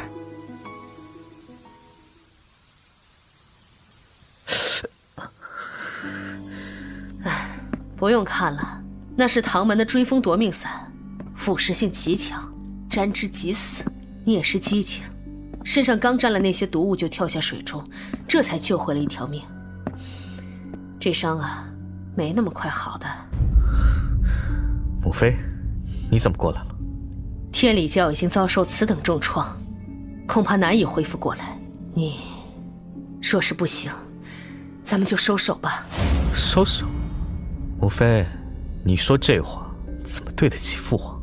不收手，难道你要一直对你那媳妇儿装病吗？一直这样借病来回奔走于江湖和上京，你还真想病倒不成啊？刚成婚时儿子确实是病了，后来我好了，才继续称病离开。你放心吧，我不会轻易倒下的。你自己瞧瞧这账本，天理教元气大伤，咱们王府往这窟窿里填的钱还算少吗？养着那群吃白食的废物，自己都捉襟见肘，偏偏你那媳妇儿又是个没眼力见的财迷，把嫁妆和赏赐全抬进了自己的小库房，半点也不知道要帮你，原以为娶了个财神，不想是个不会下蛋的吝啬母鸡，还不如休了算了。母妃，我知道你怨墨儿，但这些事与墨儿没有关系，你别扯远了。我是想要墨儿的陪嫁，但不是用这种方式，简直明目张胆到可笑。好好，你们都不听劝，本王妃倒是要看看你们能有什么好结果。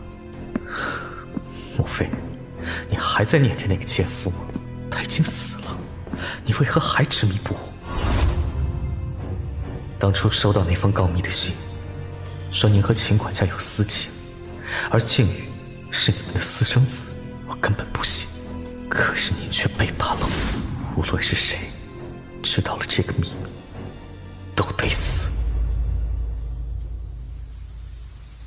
郡主，你也该起来了。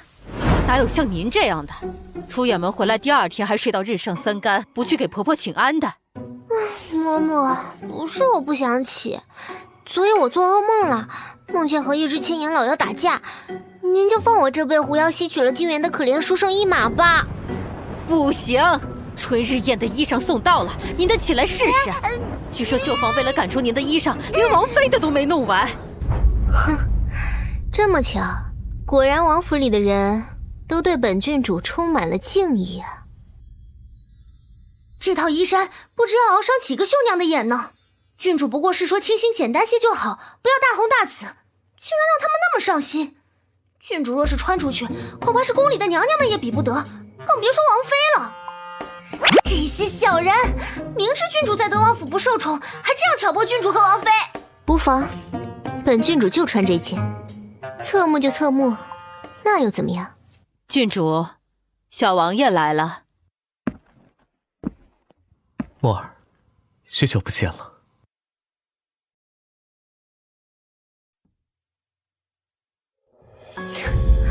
说起来，我和司流风还真是好久不见了。自司流风纳了靖宇为妾后，我被秦管家诬陷杀害司寒玉。当时司流风听信他人，没有相信我，而后他多次想找我解释，都被我拒之门外。过了没多久，我便去了洛阳，连年都没有在德王府过。是许久未见了，听说小王爷的病还未好，墨儿正准备过去见你呢。墨儿，为父就知道你向来是明理体贴的。小王爷，少王妃，雨姨娘忽然身子不爽，刚才请大夫了，还请小王爷过去看看。你家姨娘身子不爽，叫大夫来就行，叫本王做甚？难道本王会看病？小王爷，这是您的第一个孩子，金贵些也是有的。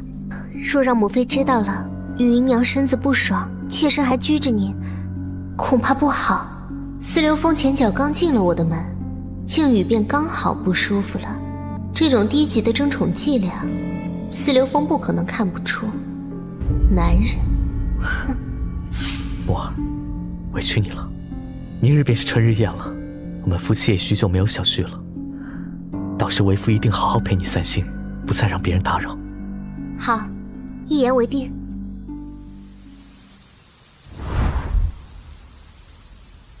嫂嫂，你今日真美，定要把那些不要脸的狐妹子给比下去。你可要小声些了，让你母妃听见了，她可是要生气的。也不知道母妃怎么想的，竟然这么偏心靖宇，不就是一个伺候的丫鬟吗？反正我只认你这一个嫂嫂。当时秦管家设计杀我时，是嫂嫂和子怡客救下我。嫂嫂你入门前，我曾应许过你，说哥哥必定会保护你，可没想到。同样是女子，嫂嫂，我知道你心里难受，所以你怨母妃和哥哥，我都能理解。谢谢你，韩愈。少王妃的裙子确实很是美丽呢。为了叫衣衫，少王妃是尊卑孝道都不要了。没看见母妃今儿穿的裙子还是旧年缝制的吗？雨姨娘，你一个卑贱的婢女，怎么敢对君主这样说话？别以为有母妃宠爱就能放肆，就凭这一点，我打死你也不为过。本郡主知道你不服气，不如咱们比试一场，你赢了，不要说这衣衫，本郡主在你怀孕期间，绝不留小王爷在邀月阁过夜，如何？嫂嫂，韩愈，无妨的。比什么？自幼德王妃就教我琴棋书画，我自问不会输给京城里任何大家闺秀，更别说西凉墨了。就比对小王爷的了解与爱吧，你说说你对小王爷的了解。若你能让我服了你，我就认输。嬷嬷，怎么样？准备好了吗？小姐放心，一切都准备好了。那就好，哥哥身边多出这么一个嫂嫂，终究是太碍眼了呢。是时候送她上路了。哼，我讲的这些够了吗？对比起你，我和小王爷青梅竹马，我了解他绝不比任何人少。本郡主承认你赢了。从靖宇讲的话来分析，天理教的存在很有可能从老德王的那一代就开始了，所以当年百里清才会对老德王下手，而兰家的令牌也是德王府的目标。我相信你对小王爷的爱比本少王妃更深，你愿意为小王爷付出一切，本郡主自问做不到。遵守承诺，本少王妃换下这身衣衫，在你怀孕期间，绝不留小王爷过夜。这个世上最了解我的人，竟是我的死敌。哎呀，是吗？也不知道嫂嫂和雨姨娘谈得怎样了。有熊！嫂嫂，放开嫂嫂！有熊！快跑！西凉墨，你怎么会在这里？你不是刚刚被熊扑倒了吗？我一直在这里啊。至于你们刚刚看到的，应该是雨姨娘吧？方才她与我打赌赢了，我就把衣衫给了她。可是，刚刚韩愈郡主以为你被熊攻击，他去救你了呀！什么？不！韩愈！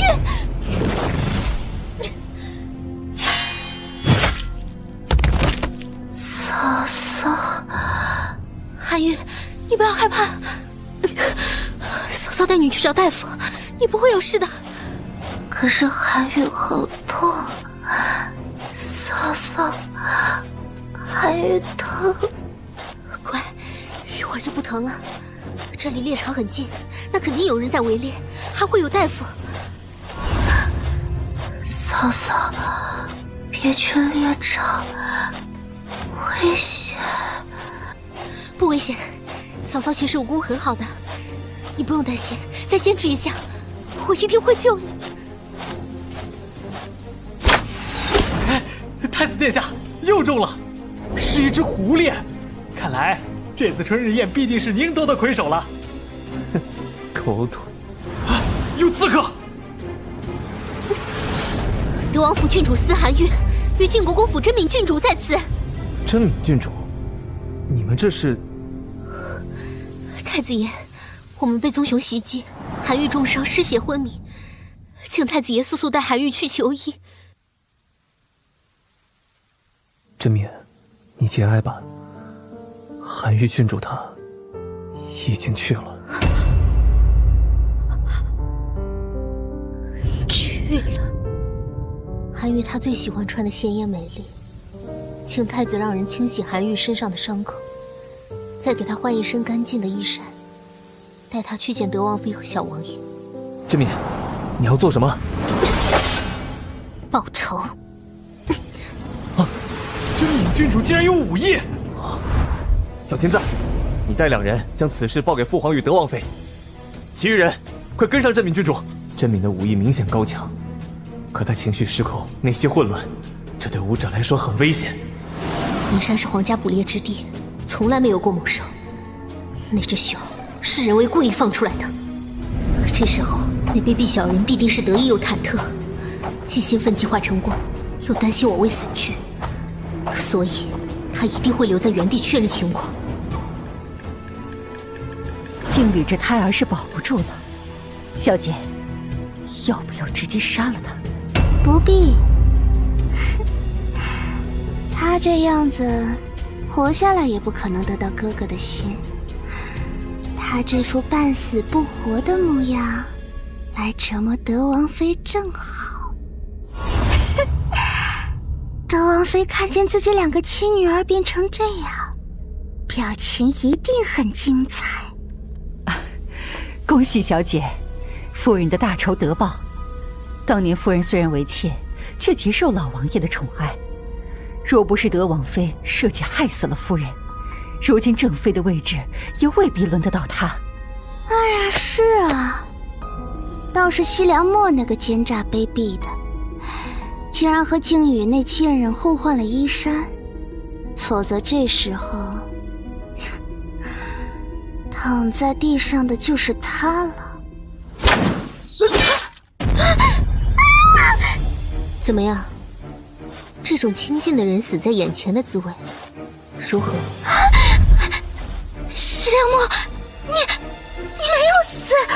是啊，我没有死，所以就该轮到你了。韩香妹妹，我们来玩一个游戏好不好？你来做猎物，我为猎人，若你跑得出去，我就不杀你。我不要！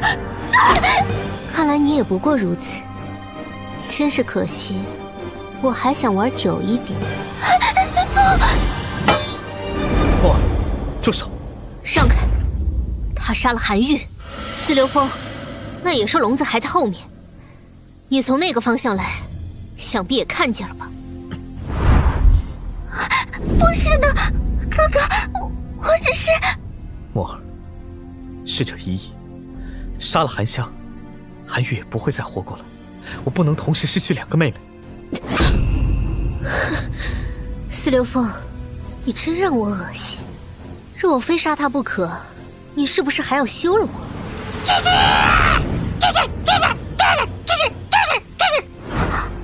哥哥，那只鸟，就是那只在香云坊里换来其他鸟来攻击我们的丑鸟，是他。西凉墨就是那夜在船上偷听的人。你才丑鸟！你全家都是丑鸟！老子是凤凰和苍鹰的后裔，是神鸟！竟然是你！为什么？你身后的人是谁？难道是国公爷？我身后的人是谁，小王爷不必知道。你只要知道，今日我非杀死韩香不可。你骗了我，难道就一点愧疚都没有吗？原本是有的，不过等我发现小王爷你也没那么简单时，我就理直气壮多了，不是吗？我再说最后一次，让开！西凉墨，你别忘了，你还是我的妻子，夫为妻纲。你再如此放肆，休怪本王爷一纸休书，让你生不如死。既然小王爷都想好了，那我也没什么好说的。不过并非休妻，而是和离。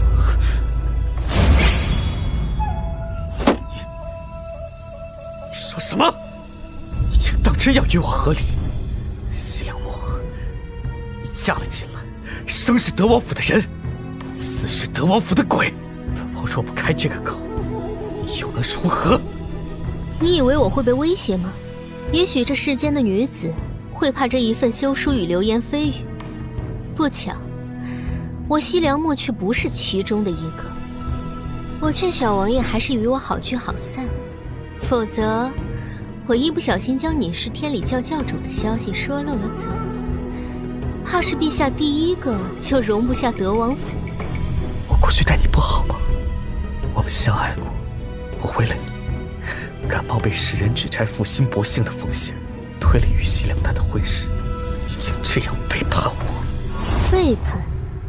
小王爷，要承认咱们当初是各取所需，有那么困难吗？你不想娶我那被毁了的四妹妹，又贪图兰家令牌，才转求于我，对我的爱到底占了几分，你我心知肚明。新婚之夜，小王爷入了通房丫头的房，墨儿嫁入德王府不到1个月，你便另纳妾室。墨儿被全京城嘲笑时，仍然允许小王爷你任意娶你所爱，自问已经是对得起德王府了。墨儿并不亏欠你，当然也不会允许别人欠我的。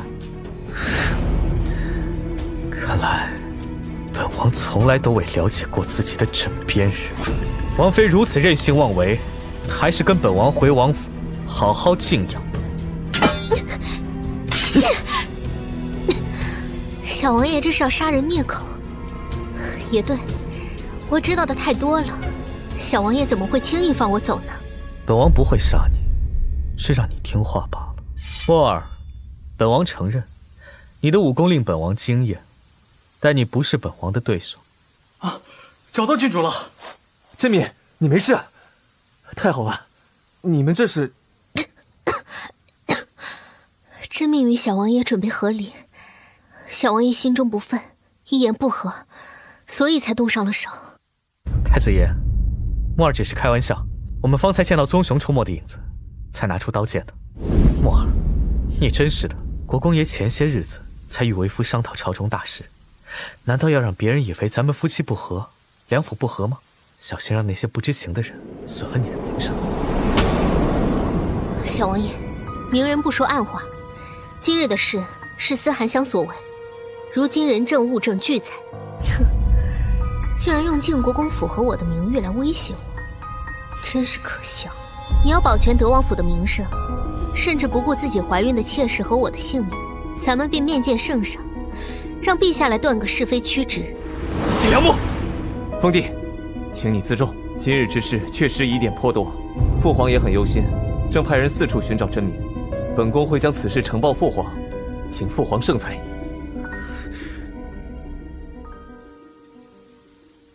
真敏，你没事就好。你可知朕得知你遇袭时有多担心啊？多谢陛下关心。真敏虽然没事，但是有一事相求，请陛下准许真敏与小王爷和离。你与刘峰之事，朕从太子口中也略知一二，只是你可想好了？永不后悔。好，朕准奏。你且先去休息，让御医为你诊治一番。朕一会儿就让连公公拟定和离书，回朝以后昭告天下。谢陛下隆恩。墨儿想去看看韩愈，毕竟韩愈是为了救我丧命的。韩愈那孩子也确实难得。传朕的旨意，韩愈郡主忠淑柔惠，舍己为人，乃为天下女子典范，特敕封为忠淑公主。回京以后，以公主礼制下葬，享太庙供奉。臣女替韩愈，谢陛下恩典。这丫头看似温柔婉约，性子倒是和她母亲一样倔强。是啊，真敏郡主确实是倔强的有意思，居然就这么擅作主张的和离了。这小狐狸的胆子是越来越大了。不过这次倒是做得不错，只是这场夫妻决裂的好戏，本座居然不能亲眼看到。